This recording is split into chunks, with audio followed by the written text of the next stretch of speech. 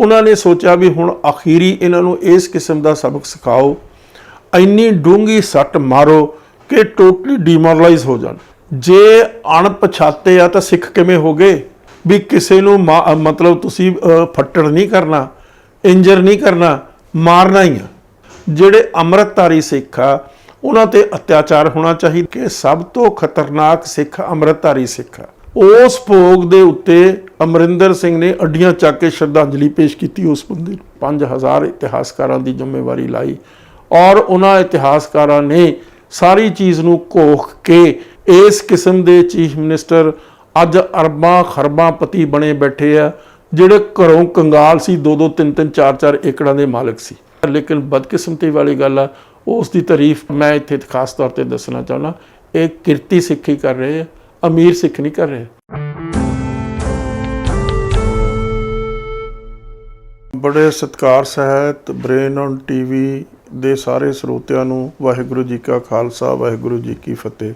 मैं अक्सर इतिहास जो पढ़दा 1947 तो हुण तक जिन्ने भी पंजाब के चीफ मिनिस्टर होए आ, उन्हां विचों जे तुसी ये कहना होवे भी किहड़ा माड़ा, किने वध सिखां दे उत्ते अटैक कीते आ, बड़ा मुश्किल आ। एक तो वध जिन्ना वो कर सकते सी अपनी ताकत के मुताबिक उन्होंने सिखां नूं डिसमेंटल करने की कोशिश की आ। एक सधारण तौर पर ईडियम तो सिखां नूं लुट्टो ते कुट्टो, इस पॉलिसी के उत्ते लगातार कैरों तो लैके हुण तक के रूलर उही काम करते आ रहे हैं। मतलब जे मैं ये सवाल बहुत ज़्यादा आर्मचेयर हिस्टोरीयनस नूं करा, जिहड़े प्रोफैशनली बड़े कॉम्पीटेंट होण, जिहड़े हिस्टोरियोग्राफी समझते होण, कि मैनूं इस गल का जवाब चाहिए कि किहड़ा वध क्रूअल सी सिखां प्रति, किसने वध सिखां का नुकसान किया, किसने वध सिखां नूं लुट्टिया, किसने वध सिखां नूं कुट्टिया। तो इसका कोई माकूल जवाब नहीं मिलता, क्योंकि एक तो वध ये किस्म की जिहड़ी नीति आ वो साडे रूलरां ने अपनाई आ, हुण तक लगातार कंटीन्यूस चल रहा। तो उस घटनाक्रम दे विच जिहड़ा 1984 जून का घलूकारा, जिसनों गवर्नमेंट ऑफ इंडिया ने एक कोड नेम दिता ऑपरेशन ब्लू स्टार। माफ़ करना, मैं इत्थे दसना चाहना कि इस ऑपरेशन उन्हां दा लफज है, ऑपरेशन पॉजिटिव लफज है। इस घटनाक्रम नूं कदे ऑपरेशन लफज यूज़ करना साडे लई नहीं बनदा।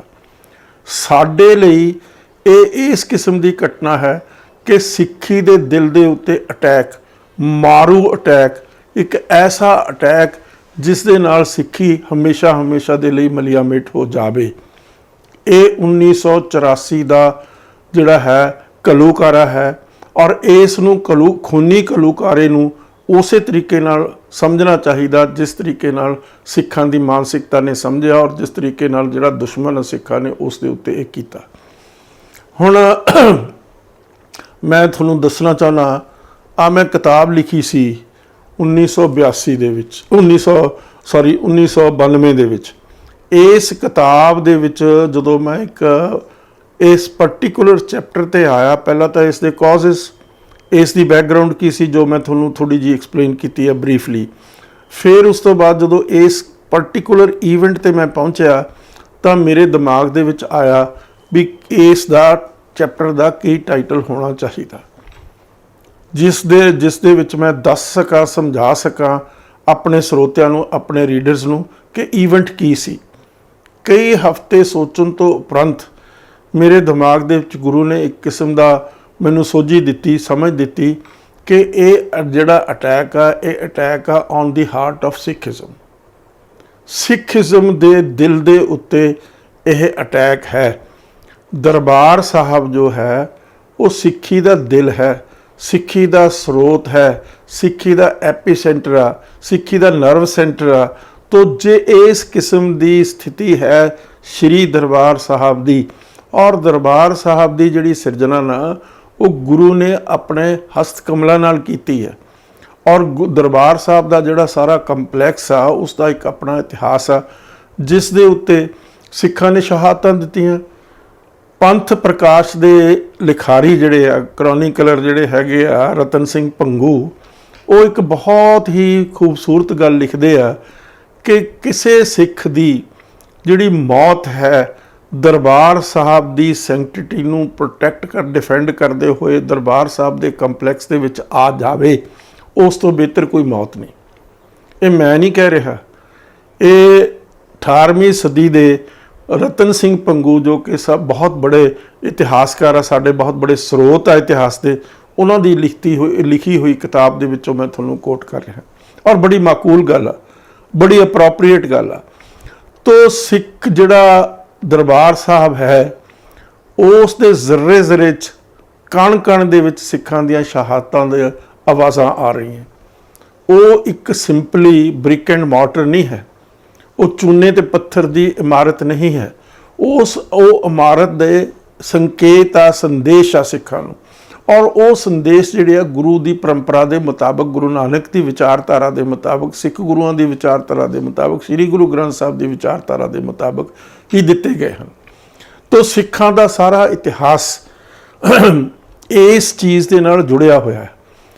ਹੁਣ ਜਿਹੜਾ ਸਿੱਖਾਂ ਦਾ ਦੁਸ਼ਮਣ ਆ, ਚਾਹੇ ਤਾਂ ਉਹ ਮੁਗਲ ਸਲਤਨਤ ਹੋਵੇ, ਚਾਹੇ ਉਹ ਅੰਗਰੇਜ਼ ਹੋਣ, ਚਾਹੇ ਅੱਜ ਦੇ ਰੂਲਰ ਹੋਣ, ਉਹ ਜਦੋਂ ਸਿੱਖਾਂ ਦੇ ਉੱਤੇ ਬਹੁਤ ਘਾਤਕ ਅਟੈਕ ਕਰਨਗੇ, ਇਹ ਉਹਨਾਂ ਦੀ ਕੰਪਲਸ਼ਨ ਆ ਕੁਦਰਤੀ ਤੌਰ ਦੇ ਉੱਤੇ ਕਿ ਉਹ ਇਸ ਜਗ੍ਹਾ ਦੇ ਉੱਤੇ, ਇਸ ਸਥਾਨ ਦੇ ਉੱਤੇ ਲਾਜ਼ਮੀ ਅਟੈਕ ਕਰਨ, ਤਾਂ ਕਿ ਸਿੱਖਾਂ ਨੂੰ ਵੱਧ ਤੋਂ ਵੱਧ ਹਰ ਕਿਸਮ ਦਾ ਮਾਨਸਿਕ ਤੌਰ ਦੇ ਉੱਤੇ, ਧਾਰਮਿਕ ਤੌਰ ਦੇ ਉੱਤੇ, ਸਮਾਜਿਕ ਤੌਰ ਦੇ ਉੱਤੇ, ਹੋਰ ਪਹਿਲੂਆਂ ਤੋਂ ਉਹਨਾਂ 'ਤੇ ਵੱਧ ਤੋਂ ਵੱਧ ਨੁਕਸਾਨ ਉਹਨਾਂ ਦਾ ਹੋਵੇ। ਇਸ ਕਰਕੇ ਇਸੇ ਤਰੀਕੇ ਨਾਲ ਹੁਣ ਦੇਖੋ, ਮੁਗਲਾਂ ਨੇ ਅਟੈਕ ਕੀਤਾ, ਉਹਨਾਂ ਨੇ ਦਿਨ ਵੀ ਦੇਖੋ ਕਿਸ ਤਰੀਕੇ ਨਾਲ ਚੁਣਿਆ। ਇਸੇ ਤਰੀਕੇ ਨਾਲ ਅੱਜ ਦੇ ਰੂਲਰਾਂ ਨੇ ਅਟੈਕ ਕੀਤਾ, ਉਹਨਾਂ ਨੇ ਕਿਹੜਾ ਦਿਨ ਚੁਣਿਆ। ਇਹ ਗੱਲ ਆਪਣੇ ਆਪ ਦੇ ਵਿੱਚ ਹੀ ਐਕਸਪਲੇਨ ਕਰਦੀ ਆ ਵੀ ਕਿਸ ਕਿਸਮ ਦੀ ਮਾਨਸਿਕਤਾ ਸਿੱਖਾਂ ਦੇ ਦੁਸ਼ਮਣਾਂ ਦੀ, ਔਰ ਕਿਸ ਤਰੀਕੇ ਨਾਲ ਇਹ ਜਿਹੜੀ ਸੰਸਥਾ ਹੈ, ਸਾਡਾ ਇੰਸਟੀਚਿਊਸ਼ਨ ਹੈ, ਸਾਡੀ ਵਿਸ਼ਵਾਸ ਦਾ ਕੇਂਦਰ ਆ, ਸਾਡੇ ਫੇਥ ਦਾ ਕੇਂਦਰ ਆ, ਉਹ ਕਿਸ ਤਰੀਕੇ ਨਾਲ ਉਹਨਾਂ ਨੂੰ ਚੁੱਭਦਾ ਹੈ। ਮੁਗਲਾਂ ਨੇ ਅਟੈਕ ਕੀਤਾ ਦੀਵਾਲੀ ਵਾਲੇ ਦਿਨ। ਉਹ ਦੀਵਾਲੀ ਵਾਲਾ ਦਿਨ ਸੀ ਜਿੱਥੇ ਅਕਸਰ ਉਸ ਵੇਲੇ ਸਿੱਖ ਜਿਹੜੇ ਵਿਚਾਰੇ ਸੀ, ਉਹ ਜੰਗਲਾਂ ਦੇ ਵਿੱਚ, ਪਹਾੜਾਂ ਦੇ ਵਿੱਚ, ਇਸ ਜਗ੍ਹਾ ਦੇ ਉੱਤੇ ਲੁਕੇ ਛਿਪੇ ਵਿਚਾਰੇ ਆਪਣੀ ਜਾਨ ਬਚਾਉਂਦੇ ਸੀ। ਪਰ ਸਾਲ ਦੇ ਵਿੱਚ 1 ਜਾਂ 2 ਦਿਨ ਜਿਹੜੇ ਖਾਸ ਹੁੰਦੇ ਸੀ, ਉੱਥੇ ਜ਼ਰੂਰ ਆ ਕੇ ਨਤਮਸਤਕ ਹੁੰਦੇ ਸੀ ਇਸ ਜਗ੍ਹਾ ਦੇ ਉੱਤੇ ਆ ਕੇ। ਤੋ ਦੀਵਾਲੀ ਦੇ ਦਿਨ ਸਿੱਖ ਆ ਕੇ ਆਪਣੀਆਂ ਹਾਈਡ ਆਊਟਸ ਤੋਂ ਇੱਥੇ ਆਇਆ ਕਰਦੇ ਸੀ ਔਰ ਅਰਦਾਸਾਂ ਕਰਦੇ ਸੀ, ਸ੍ਰੀ ਗੁਰੂ ਗ੍ਰੰਥ ਸਾਹਿਬ ਦੇ ਅੱਗੇ ਸਮਰਪਿਤ ਹੁੰਦੇ ਸੀ, ਗੁਰੂ ਦੇ ਅੱਗੇ ਸਮਰਪਿਤ ਹੁੰਦੇ ਸੀ। ਤਾਂ ਉਹਨਾਂ ਨੇ, ਮੁਗਲਾਂ ਨੇ ਉਸੇ ਦਿਨ ਅਟੈਕ ਕੀਤਾ ਤਾਂ ਕਿ ਸਿੱਖਾਂ ਨੂੰ ਵੱਧ ਤੋਂ ਵੱਧ ਨੁਕਸਾਨ ਪਹੁੰਚਾਇਆ ਜਾਵੇ। ਦੇਖੋ ਆਇਰਨੀ ਇਤਿਹਾਸ ਦੀ ਕਿਸ ਕਿਸਮ ਦੀ ਆ। ਅੱਜ ਦੇ ਰੂਲਰਾਂ ਨੇ ਕਿਸ ਦਿਨ ਉੱਥੇ ਅਟੈਕ ਕੀਤਾ, ਜਿਸ ਦਿਨ ਗੁਰੂ ਅਰਜਨ ਦੇਵ ਮਹਾਰਾਜ ਦਾ, ਜਿਨ੍ਹਾਂ ਨੇ ਇਹ ਸਾਰੀ ਸਿਰਜਣਾ ਸਿਰਜੀ ਸੀ, ਉਹਨਾਂ ਨੇ ਆਪਣੇ ਹੱਥ ਕਮਲਾਂ ਦੇ ਨਾਲ ਸ੍ਰੀ ਦਰਬਾਰ ਸਾਹਿਬ ਨੂੰ ਸਿਰਜਿਆ ਸੀ। ਤਾਂ ਉਸ ਦਿਨ ਉਹਨਾਂ ਨੇ ਅਟੈਕ ਕੀਤਾ ਜਿਸ ਦਿਨ ਉਹਨਾਂ ਦੀ ਸ਼ਹਾਦਤ ਦਾ ਦਿਵਸ ਸੀਗਾ। ਲੋਕਾਂ ਨੇ ਆਪਣੇ ਸ਼ਰਧਾ ਦੇ ਫੁੱਲ ਦੇਣ ਲਈ ਉੱਥੇ ਪਿੰਡਾਂ ਦੇ ਵਿੱਚੋਂ, ਕਸਬਿਆਂ ਦੇ ਵਿੱਚੋਂ, ਸ਼ਹਿਰਾਂ ਦੇ ਵਿੱਚੋਂ ਆਉਣਾ ਹੀ ਸੀ। ਕੁਦਰਤੀ ਤੌਰ 'ਤੇ ਸਿੱਖਾਂ ਦੇ ਦੁਸ਼ਮਣਾਂ ਨੂੰ ਇਸ ਗੱਲ ਦਾ ਅਹਿਸਾਸ ਸੀ, ਇਸ ਗੱਲ ਦਾ ਉਹਨਾਂ ਨੂੰ ਪਤਾ ਸੀ। ਉਸ ਦਿਨ ਚੁਣਿਆ ਗਿਆ ਤਾਂ ਕਿ ਸਿੱਖਾਂ ਨੂੰ ਵੱਧ ਤੋਂ ਵੱਧ ਨੁਕਸਾਨ ਪਹੁੰਚਾਇਆ ਜਾ ਸਕੇ। ਇਹ ਅੱਗੇ ਪਿੱਛੇ ਵੀ ਕੀਤਾ ਜਾ ਸਕਦਾ ਸੀ। ਹੁਣ ਕਈ ਜਿਹੜੇ ਸਿੱਖ ਆ ਉਹ ਇਹ ਸਮਝਦੇ ਆ, ਕਿਉਂ ਨਹੀਂ ਪਹਿਲਾਂ ਕੀਤਾ ਗਿਆ, ਕਿਉਂ ਨਹੀਂ ਬਾਅਦ 'ਚ ਕੀਤਾ ਗਿਆ ਉਸ ਦਿਨ ਤੋਂ। ਉਹ ਭੋਲੇ ਸਿੱਖ ਆ, ਉਹਨਾਂ ਨੂੰ ਇਸ ਗੱਲ ਦਾ ਅਹਿਸਾਸ ਹੀ ਨਹੀਂ ਕਿ ਜਿਹੜਾ ਤੁਹਾਡਾ ਦੁਸ਼ਮਣ ਹੈ ਉਹ ਤਾਂ ਤੁਹਾਨੂੰ ਵੱਧ ਤੋਂ ਵੱਧ ਨੁਕਸਾਨ ਪਹੁੰਚਾਉਣਾ ਚਾਹੁੰਦਾ, ਔਰ ਤੁਸੀਂ ਸਮਝਦੇ ਹੋ ਵੀ ਉਸ ਨੇ ਐ ਨਹੀਂ ਕੀਤਾ, ਉਹ ਤਾਂ ਐ ਤਾਂ ਨਾ ਕਰਦਾ ਜੇ ਉਹਦੇ ਦਿਲ ਦੇ ਵਿੱਚ ਸਿੱਖਾਂ ਲਈ ਕਿਸੇ ਕਿਸਮ ਦੀ ਹਮਦਰਦੀ ਹੁੰਦੀ। ਹੁਣ ਉਸ ਤੋਂ ਪਹਿਲਾਂ ਕੀ ਹੋਇਆ, ਇਹ ਸਾਰੇ ਘਟਨਾਕ੍ਰਮ ਤੋਂ ਸਿੱਖਾਂ ਨੂੰ ਬਹੁਤ ਜ਼ਿਆਦਾ ਬਦਨਾਮ ਕੀਤਾ ਗਿਆ ਹਰ ਪਹਿਲੂ ਤੋਂ, ਕਿ ਸਿੱਖ ਮਿਲੀਟੈਂਟ ਆ, ਸਿੱਖ ਵਾਇਲੈਂਸ ਕਰਦੇ ਆ, ਸਿੱਖ ਹਥਿਆਰਬੰਦ ਆ, ਸਿੱਖ ਟੈਰਰਿਸਟ ਹੈਗੇ ਆ। ਮੀਡੀਆ ਰਾਹੀਂ ਦੇਸ਼ ਪ੍ਰਦੇਸ਼ ਦੇ ਵਿੱਚ ਸਿੱਖਾਂ ਨੂੰ ਹਰ ਪਹਿਲੂ ਤੋਂ ਬਦਨਾਮ ਕੀਤਾ ਗਿਆ ਵੀ ਇਹ ਰੀਜ਼ਨੇਬਲ ਨਹੀਂ, ਇਹ ਅਨਰੀਜ਼ਨੇਬਲ ਆ, ਇਹ ਐਜੀਟੇਸ਼ਨਾਂ ਕਰਦੇ ਆ। ਤੋ ਇਹ ਸਾਰੀ ਚੀਜ਼ ਦੇ ਨਾਲ ਸਿੱਖਾਂ ਨੂੰ ਬਦਨਾਮ ਕਰ ਦਿੱਤਾ ਗਿਆ। ਇੱਕ ਈਡੀਅਮ ਅੰਗਰੇਜ਼ੀ ਦੇ ਵਿੱਚ, give the dog a bad name and then kill. उस वेले मीडिया जिहड़ा सी कोई सोशल मीडिया तो उस वेले चलदा नहीं सी, सारा मीडिया सरकार दी कंट्रोल सी और उस तो जिहड़ा बाकी दा रहिंदा मीडिया सी वो मेजोरिटी कम्यूनिटी दे अपने कंट्रोल दे विच सी। ਇਹ ਗੱਲ ਹੁਣ ਜਿਹੜੀ ਕਹੀ ਗਈ ਚਕਰਾਤਾ ਦੇ ਵਿੱਚ ਐਕਸਰਸਾਈਜ਼ਸ ਕਰਾਈਆਂ ਗਈਆਂ, ਉਹਨਾਂ ਐਕਸਰਸਾਈਜ਼ਸ ਦੇ ਵਿੱਚ ਇੱਕ ਮਾਡਲ ਬਣਾਇਆ ਗਿਆ ਦਰਬਾਰ ਸਾਹਿਬ ਦਾ ਔਰ ਉਸ ਜਗ੍ਹਾ ਉਹਨਾਂ ਫੌਜੀਆਂ ਨੂੰ ਜਿਹੜੇ ਉਹਨਾਂ ਰੈਜੀਮੈਂਟਸ ਦੇ ਵਿੱਚ ਸੀ ਜਿਨ੍ਹਾਂ ਨਾਲ ਸਿੱਖਾਂ ਦਾ ਕੋਈ ਲੈਣਾ ਦੇਣਾ ਨਹੀਂ ਸੀ, ਉਹ ਹਿੰਦੂ ਰੈਜੀਮੈਂਟ ਸੀਗੀਆਂ, ਉਹਨਾਂ ਦੀ ਮਾਨਸਿਕਤਾ ਦੇ ਵਿੱਚ ਇਹ ਗੱਲ ਪਾ ਦਿੱਤੀ ਗਈ ਕਿ ਇਹ ਜਿਹੜਾ ਜਗ੍ਹਾ ਹੈ, ਸਥਲ ਹੈ, ਇਹ ਵਾਇਲੈਂਸ ਦਾ ਕੇਂਦਰ ਆ और इस चो वायलेंस निकलेगी जिस दे नाल हिंदुआं नूं मारिया जाएगा, हिंदुआं दे कतल किए जाएंगे, हिंदुआं दे नाल तशद्दद होएगा और इस तरीके नाल इस जगह तो जिहड़े लोग आ वो हिंदुस्तान नूं तोड़न दी गल करनगे, हिंदुस्तान नूं डिसइंटैग्रेट करन दी कोशिश करनगे। ये सारी चीज़ उन्हां दी मानसिकता दे विच कई महीने पहला, जून तो कई महीने पहला ये एक्सरसाइज की गई। ਇਹ ਤਾਂ ਗੱਲ ਦਾ ਬਹਾਨਾ ਬਣਾਇਆ ਗਿਆ ਵੀ ਉੱਥੇ ਕੋਈ ਹਥਿਆਰਬੰਦ ਸਿੱਖ ਬੈਠੇ ਆ, ਉੱਥੇ ਉਹ ਹਥਿਆਰ ਲਈ ਬੈਠੇ ਆ, ਉਹ ਮਿਲੀਟੈਂਟ ਆ, ਵਾਇਲੈਂਸ ਕਰ ਰਹੇ ਆ। ਇਹ ਗੱਲ ਤਾਂ ਇੱਕ ਬਹਾਨਾ, ਐਕਸਕਿਊਜ਼ ਬਣਾਇਆ ਗਿਆ। ਜੇ ਉਹ ਉੱਥੇ ਹਥਿਆਰਬੰਦ ਲੋਕ ਬੈਠੇ ਸੀ ਤਾਂ ਉਹਨਾਂ ਲੋਕਾਂ 'ਤੇ ਕੇਸ ਕਿਉਂ ਨਹੀਂ ਰਜਿਸਟਰ ਕੀਤੇ ਗਏ, ਉਹਨਾਂ ਨੂੰ ਕਿਉਂ ਨਹੀਂ ਡਿਸਆਰਮ ਕੀਤਾ ਗਿਆ? ਕੁਛ ਇਸ ਕਿਸਮ ਦੀਆਂ ਵੀ ਜਿਹੜੀਆਂ ਬੱਸਾਂ ਦੇ ਵਿੱਚ ਜਾਂ ਹੋਰ ਜਗ੍ਹਾ ਇਸ ਕਿਸਮ ਦੇ ਵਹੀਕਲ ਦੇ ਵਿੱਚ ਹਥਿਆਰ ਫੜੇ ਗਏ ਜਿਹੜੇ इंडियन इंटैलीजेंस के बंदे उस कार्रवाई नूं करवा रहे सन ताकि उस इंस्टीट्यूशन नूं बहुत तरीके नाल मलाइन किया जाए, बदनाम किया जाए, कंडैम किया जाए और एक मेजोरिटी कम्यूनिटी की साइकी दे विच इस किस्म का इंप्रैशन क्रिएट किया जाए भी वो जगह भी वायलेंस का केंद्र है और जिहड़े उत्थे बैठे आ वो भी अनरीजनेबल और totally violent kind of people हैगे आ। ये सारी प्रक्रिया नूं बड़े मैसिव स्केल ते चलाया गया। जबकि गल दूजे पासे है ये सारा जिहड़ा धर्म युद्ध मोर्चा है एक कपूरी मोर्चे तो चलिया। कपूरी मोर्चे दे विच इंदिरा गांधी ने SYL दी फाउंडेशन रखी। SYL की है, सतलुज यमुना लिंक कैनाल, और वो सारा पंजाब दे दरिया पानियां दी लुट और वो की गई गैर विधानक ढंग दे नाल। पंजाब दे दरियावां दे पानियां दी सॉवरेनिटी आ इंडियन कॉन्स्टिट्यूशन के मुताबिक वो स्टेट का राइट आ, स्टेट की लैजीटिमेसी है। परंतु हिंदुस्तान की सरकार ने जदों पंजाबी सूबा अज दा पंजाब स्टेट क्रिएट की, इस रीऑर्गेनाइजेशन बिल दे विच 3 क्लॉजेज इंडक्ट कर दित्ती हैं 78, 79, 80। 78 क्लॉज के मुताबिक पंजाब के दरियावां के पानी की वंड का अधिकार जिहड़ा इंडियन कॉन्स्टिट्यूशन के मुताबिक स्टेट का राइट है, उसनूं स्टेट पंजाब की स्टेट तो खो के सेंटर ने अपने हत्थ दे विच लै लिया। दूसरी जिहड़ी 79 क्लॉज आ डिवेलपमेंट ऑफ पंजाब रिवर्स, जे तुसी कोई सूआ कढ़ना, जे कोई उस दे विचों किसी किस्म की कोई होर डिवेलपमेंट करनी है नहरां दी इन्हां दरियावां दे पानियां दे उत्ते तां तुसी नहीं कर सकते। वो राइट सिर्फ पंजाब इंडियन स्टेट का होएगा, जद कि हिंदुस्तान के कॉन्स्टिट्यूशन के मुताबिक जिहड़े दूजे सूबे आ उन्हां दे कोल इस चीज़ की सॉवरेनिटी है। तीसरा है कंट्रोल ऑफ हैडवर्क्स, जिहड़ी 80वीं क्लॉज आ। सो उस क्लॉज के मुताबिक जिहड़ा हैडवर्क्स के उत्ते कंट्रोल आ वो पंजाब तो खो के सेंटर ने अपने हत्थ विच लै लिया। वो भाखड़ा ब्यास मैनेजमेंट बोर्ड उस दे विच बना दिता, जिहदे च पंजाब एक मैंबर आ, हरियाणा एक मैंबर आ, राजस्थान एक मैंबर आ, सेंटर दे मैंबर आ जिहड़े वो कंट्रोल करते हैं। तो सानू इकनॉमिकली निहत्थल कर दिता, डिप्राइव कर दिता ताकि पंजाब की जिहड़ी डिवेलपमेंट है इकनॉमिक तौर के उत्ते हो ही ना सके। और इत्थे दसना एक बड़ा जरूरी है कि जिस रेशो दे नाल पंजाब दे दरियाई पानियां नूं दूजे सूबियां विच दिता गया, राजस्थान दे विच दिता गया, हरियाणे विच दिता गया, दिल्ली दे विच दिता गया, उसे प्रपोर्शन नाल हाइडल पावर पन बिजली भी उन्हां सूबियां नूं जानी सी, क्योंकि पन बिजली जिहड़ी है उस पानी दी बाई प्रोडक्ट है, उस पानी विचों ही निकलदी। तो तुहानूं इस सूबे दे लोकां नूं एग्रीकल्चर आ जिस दा आधार दरियाई पानी है, ਇਸੇ ਤਰੀਕੇ ਨਾਲ ਜਿਹੜੀ ਇੰਡਸਟਰੀ ਆ ਉਸ ਦਾ ਆਧਾਰ ਆ ਜਿਹੜੀ ਹਾਈਡਲ ਪਾਵਰ, ਸਭ ਤੋਂ ਸਸਤੀ ਤੇ ਪੋਲਿਊਸ਼ਨ ਫ੍ਰੀ ਬਿਜਲੀ। ਤੋ ਇਹ ਸਾਰੀ ਜਿਹੜੀ ਪੰਜਾਬ ਦੀ ਇਕੋਨਮੀ ਦਾ ਬੇਸ ਤੇ ਆਧਾਰ ਸੀ ਉਸ ਨੂੰ ਖੋਹ ਲਿੱਤਾ ਗਿਆ ਅਨਕਨਸਟੀਟਿਊਸ਼ਨਲ ਤਰੀਕਿਆਂ ਦੇ ਨਾਲ, ਔਰ ਉਸ ਦੇ ਆਧਾਰ ਤੇ ਇੰਦਰਾ ਗਾਂਧੀ ਨੇ ਕਿਹਾ ਵੀ ਹੁਣ ਬਾਕੀ ਦਾ ਜਿਹੜਾ ਪਾਣੀ ਰਹਿੰਦਾ ਉਸ ਨੂੰ SYL ਨਾਲ ਦੂਜੇ ਪਾਸੇ ਹਰਿਆਣੇ ਦੇ ਵਿੱਚ ਅਸੀਂ ਲੈ ਜਾਈਏ। ਤੋ ਇਸ ਦੇ ਉੱਤੇ ਪ੍ਰੋਟੈਸਟ ਸ਼ੁਰੂ ਹੋ ਗਿਆ, ਕਾਪੂਰੀ ਮੋਰਚਾ ਜਿਸ ਨੂੰ ਕਹਿੰਦੇ ਆ 1982 ਦੇ ਵਿੱਚ ਚੱਲਿਆ।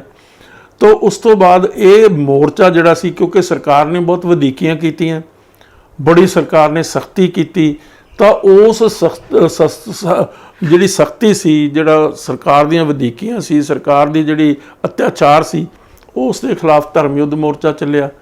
ਜਦੋਂ ਇਸ ਕਿਸਮ ਦੀਆਂ ਤਸ਼ੱਦਦ ਸਿੱਖਾਂ ਤੇ ਸ਼ੁਰੂ ਹੋ ਗਿਆ, ਜਿਸ ਦਾ ਉਹਨਾਂ ਨੂੰ ਕਿਸੇ ਕਿਸਮ ਦਾ ਸਾਵਧਾਨ ਤੇ ਰਿਲੀਫ ਨਹੀਂ ਮਿਲਿਆ, ਤਾਂ ਸਿੱਖਾਂ ਨੇ ਪ੍ਰੋਟੈਸਟ ਦੇ ਤੌਰ ਤੇ ਇੱਕ ਧਰਮ ਯੁੱਧ ਮੋਰਚਾ ਲਾਇਆ। 1.5 ਲੱਖ ਤੋਂ ਵੱਧ ਲੋਕ ਪੰਜਾਬ ਦੇ ਸਿੱਖ ਜਿਹੜੇ ਸੀ ਉਹਨਾਂ ਨੇ ਜੇਲ੍ਹਾਂ ਦੇ ਵਿੱਚ ਜਾ ਕੇ ਇਸ ਚੀਜ਼ ਦਾ ਪ੍ਰੋਟੈਸਟ ਕੀਤਾ। ਕੋਈ ਵਾਇਲੈਂਸ ਨਹੀਂ ਕੀਤੀ, ਕਿਸੇ ਨੂੰ ਮਾਰਿਆ ਨਹੀਂ, ਕਿਸੇ ਨੂੰ ਗਾਲੀ ਗਲੋਚ ਨਹੀਂ ਕੀਤਾ, ਕਿਸੇ ਕਿਸਮ ਦਾ ਤਸ਼ੱਦਦ ਨਹੀਂ ਕੀਤਾ। ਸਿੱਖਾਂ ਨੇ ਟੋਟਲੀ ਪੀਸਫੁਲੀ ਨਾਨ ਵਾਇਲੈਂਟਲੀ ਉਹ ਜੇਲ੍ਹਾਂ ਦੇ ਵਿੱਚ ਗਏ, ਜੇਲ੍ਹਾਂ ਭਰ ਗਈਆਂ। ਤਾਂ ਉਸ ਤੋਂ ਬਾਅਦ ਜੇਲ੍ਹਾਂ 'ਚੋਂ ਸਿੱਖਾਂ ਨੂੰ ਕੱਢ ਦਿੱਤਾ। ਇੱਕ ਤਰੀਕਾ ਹੈ ਡੈਮੋਕ੍ਰੈਟਿਕ ਸੈਟਅਪ ਦੇ ਵਿੱਚ ਕਿਸੇ ਵੀ ਜਿਹੜੀ ਰੀਜ਼ਨੇਬਲ ਪ੍ਰੋਬਲਮ ਆ ਉਸ ਦੀ ਸੋਲਿਊਸ਼ਨ ਦਾ, ਕਿ ਤੁਸੀਂ ਪ੍ਰੋਟੈਸਟ ਕਰੋ ਪੀਸਫੁਲੀ, ਪ੍ਰੋਟੈਸਟ ਕਰੋ ਨਾਨ ਵਾਇਲੈਂਟਲੀ। ਉਹ ਸਿੱਖਾਂ ਨੇ ਕੀਤਾ। ਦੂਸਰਾ ਤਰੀਕਾ ਹੈ ਤੁਸੀਂ ਸਰਕਾਰ ਦੇ ਨਾਲ ਗੱਲਬਾਤ ਕਰੋ।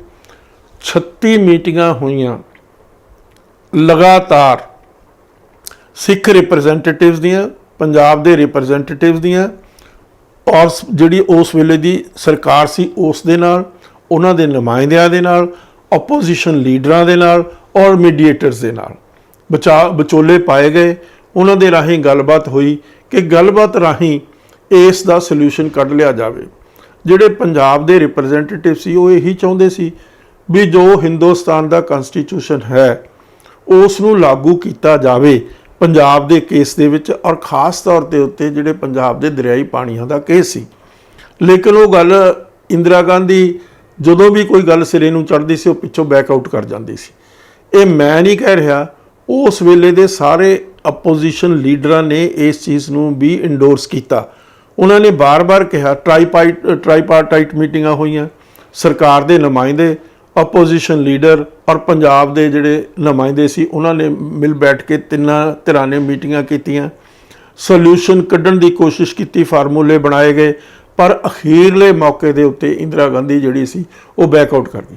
ਕਿਉਂਕਿ ਇੰਦਰਾ ਗਾਂਧੀ ਦੇ ਜਾਂ ਉਸ ਵੇਲੇ ਦੀ ਐਸਟੈਬਲਿਸ਼ਮੈਂਟ ਦੇ ਜਿਹੜੀ ਕਿ ਉਹ ਮਤਲਬ ਟੋਟਲੀ ਹਿੰਦੂਤਵੀ ਮਾਈਂਡ ਸੈਟ ਸੀ ਕਿ ਅਸੀਂ ਤਾਂ ਸਿੱਖਾਂ ਨੂੰ ਇਸ ਕਿਸਮ ਦਾ ਸਬਕ ਸਿਖਾਉਣਾ ਕਿ ਅੱਗੇ ਨੂੰ ਉਹ ਸਿਰ ਹੀ ਨਾ ਚੱਕ ਸਕਣ, ਔਰ ਸਿੱਖ ਸਿਰ ਝੁਕਾ ਕੇ ਇਸ ਮੁਲਕ ਦੇ ਵਿੱਚ ਇੱਕ ਤਰੀਕੇ ਨਾਲ ਜਿਸ ਤਰ੍ਹਾਂ ਗੁਲਾਮ ਹੁੰਦੇ ਆ ਕਿਸੇ ਸਟੇਟ ਦੇ ਵਿੱਚ, ਉਸ ਤਰੀਕੇ ਦੀ ਜ਼ਿੰਦਗੀ ਉਹ ਬਸਰ ਕਰਨ।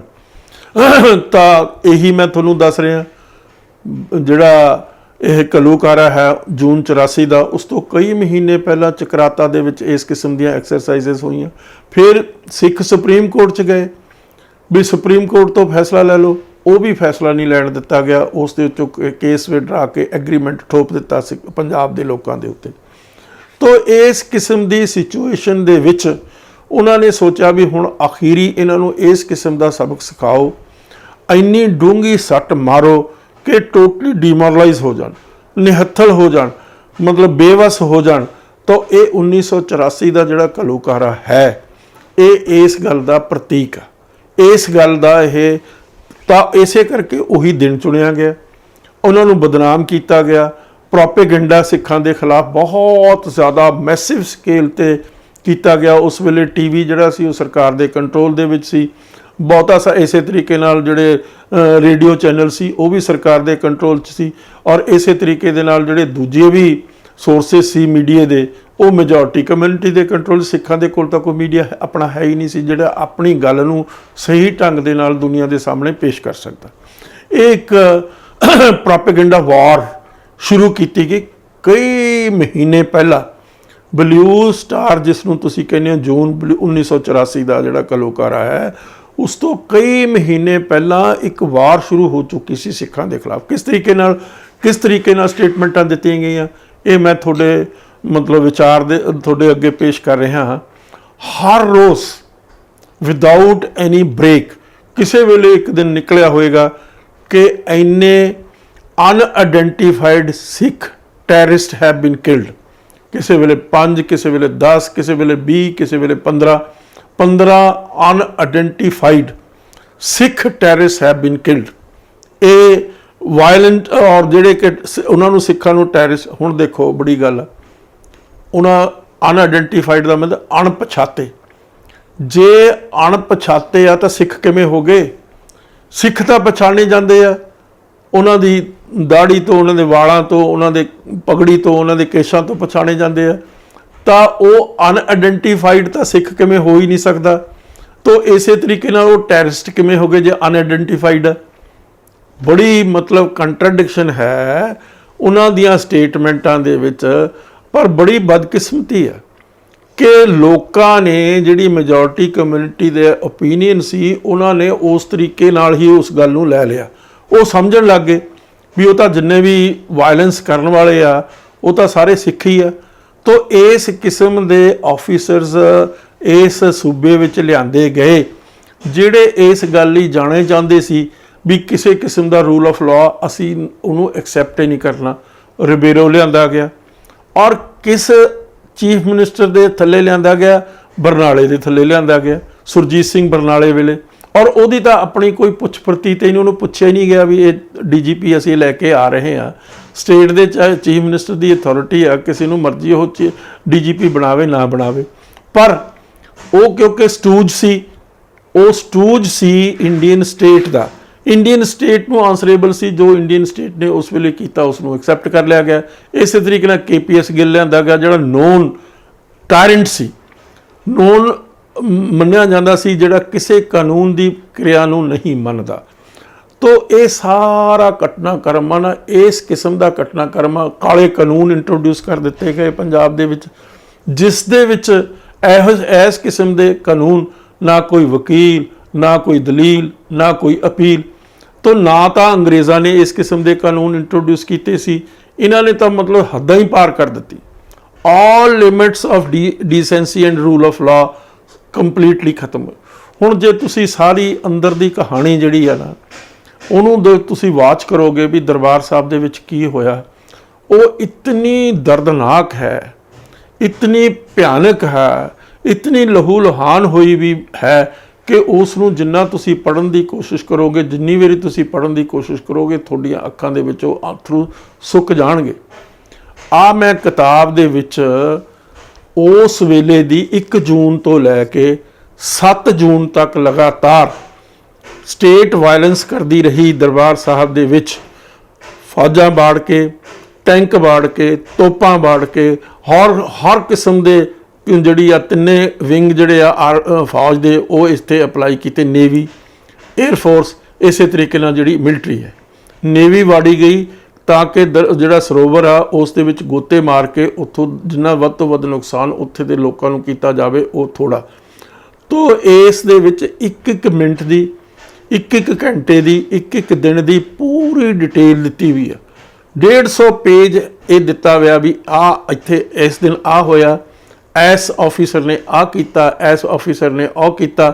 ਸਾਰੀ ਹੀ ਸਿੱਖਾਂ ਤੇ ਅਨਕਾਲਡ ਫॉर ਵਾਇਲੈਂਸ ਹੈ, ਅਨਕਾਲਡ ਫॉर ਸਟੇਟ ਟੈਰਰਿਜ਼ਮ ਹੈ, ਜਿਸ ਦੇ ਵਿੱਚ ਦੇਖੋ ਇੱਕ 229 ਪੇਜ ਦੇ ਉੱਤੇ ਮੈਂ ਇੱਕ ਬ੍ਰਿਟਿਸ਼ ਜਿਹੜੀ ਕਾਲਮਨਿਸਟ ਹੈ ਲੇਡੀ, ਉਸ ਦੀ ਇੱਕ ਕੋਟੇਸ਼ਨ ਤੁਹਾਨੂੰ ਦਿਖਾਉਣੀ ਚਾਹੁੰਦਾ। ਉਹ ਹੈਗੀ ਆ ਮੈਰੀ ਐਨ ਵੀਵਰ, ਉਸ ਦਾ ਨਾਮ ਆ ਲੇਡੀ ਦਾ, ਔਰ ਉਹ ਸੰਡੇ ਟਾਈਮਜ਼ ਲੰਡਨ ਦੀ ਕਰਸਪੋਂਡੈਂਟ ਹੈ। ਉਹ ਕੀ ਲਿਖਦੀ ਆ?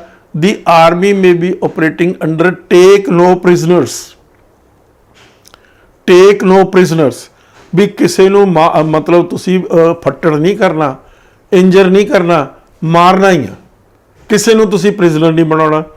ਇਹ ਆਰਡਰ ਦਿੱਤੇ ਗਏ ਸੀਕ੍ਰੀਟ ਤੌਰ ਦੇ ਉੱਤੇ ਜਿਹੜੇ ਫੌਜੀ ਉੱਥੇ ਆਪਰੇਟ ਕਰ ਰਹੇ ਸੀ, ਜਿਹੜੇ ਫੌਜੀ ਉੱਥੇ ਲਾਏ ਗਏ ਸੀ।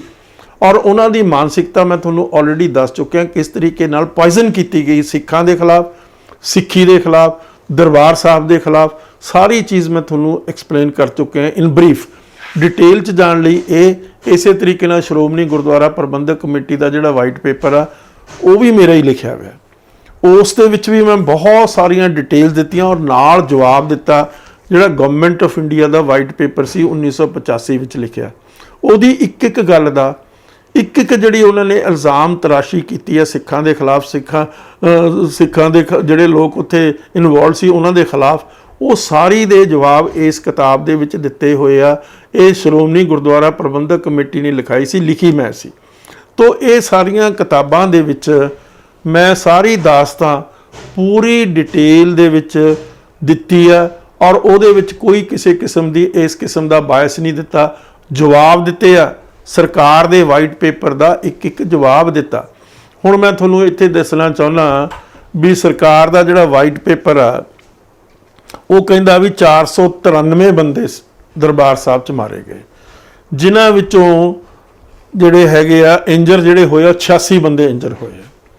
493 ਬੰਦੇ ਮਾਰੇ ਗਏ ਦਰਬਾਰ ਸਾਹਿਬ ਦੇ ਵਿੱਚ, ਜਿਹਦੇ 'ਚੋਂ 86 ਬੰਦੇ ਆ ਜਿਹੜੇ ਉਹ ਇੰਜਰ ਹੋਏ ਆ। ਤਾਂ ਮੈਂ ਉਸ ਵੇਲੇ ਜਦੋਂ ਕਿਤਾਬ ਲਿਖੀ, ਮੈਨੂੰ ਇਸ ਗੱਲ ਦਾ ਬਹੁਤਾ ਐਕਸਪੀਰੀਅੰਸ ਨਹੀਂ ਵੀ ਆਰਮੀ ਦੇ ਵਿੱਚ ਕਿਸ ਤਰੀਕੇ ਨਾਲ ਕੈਜੁਅਲਟੀਜ਼ ਹੁੰਦੀਆਂ।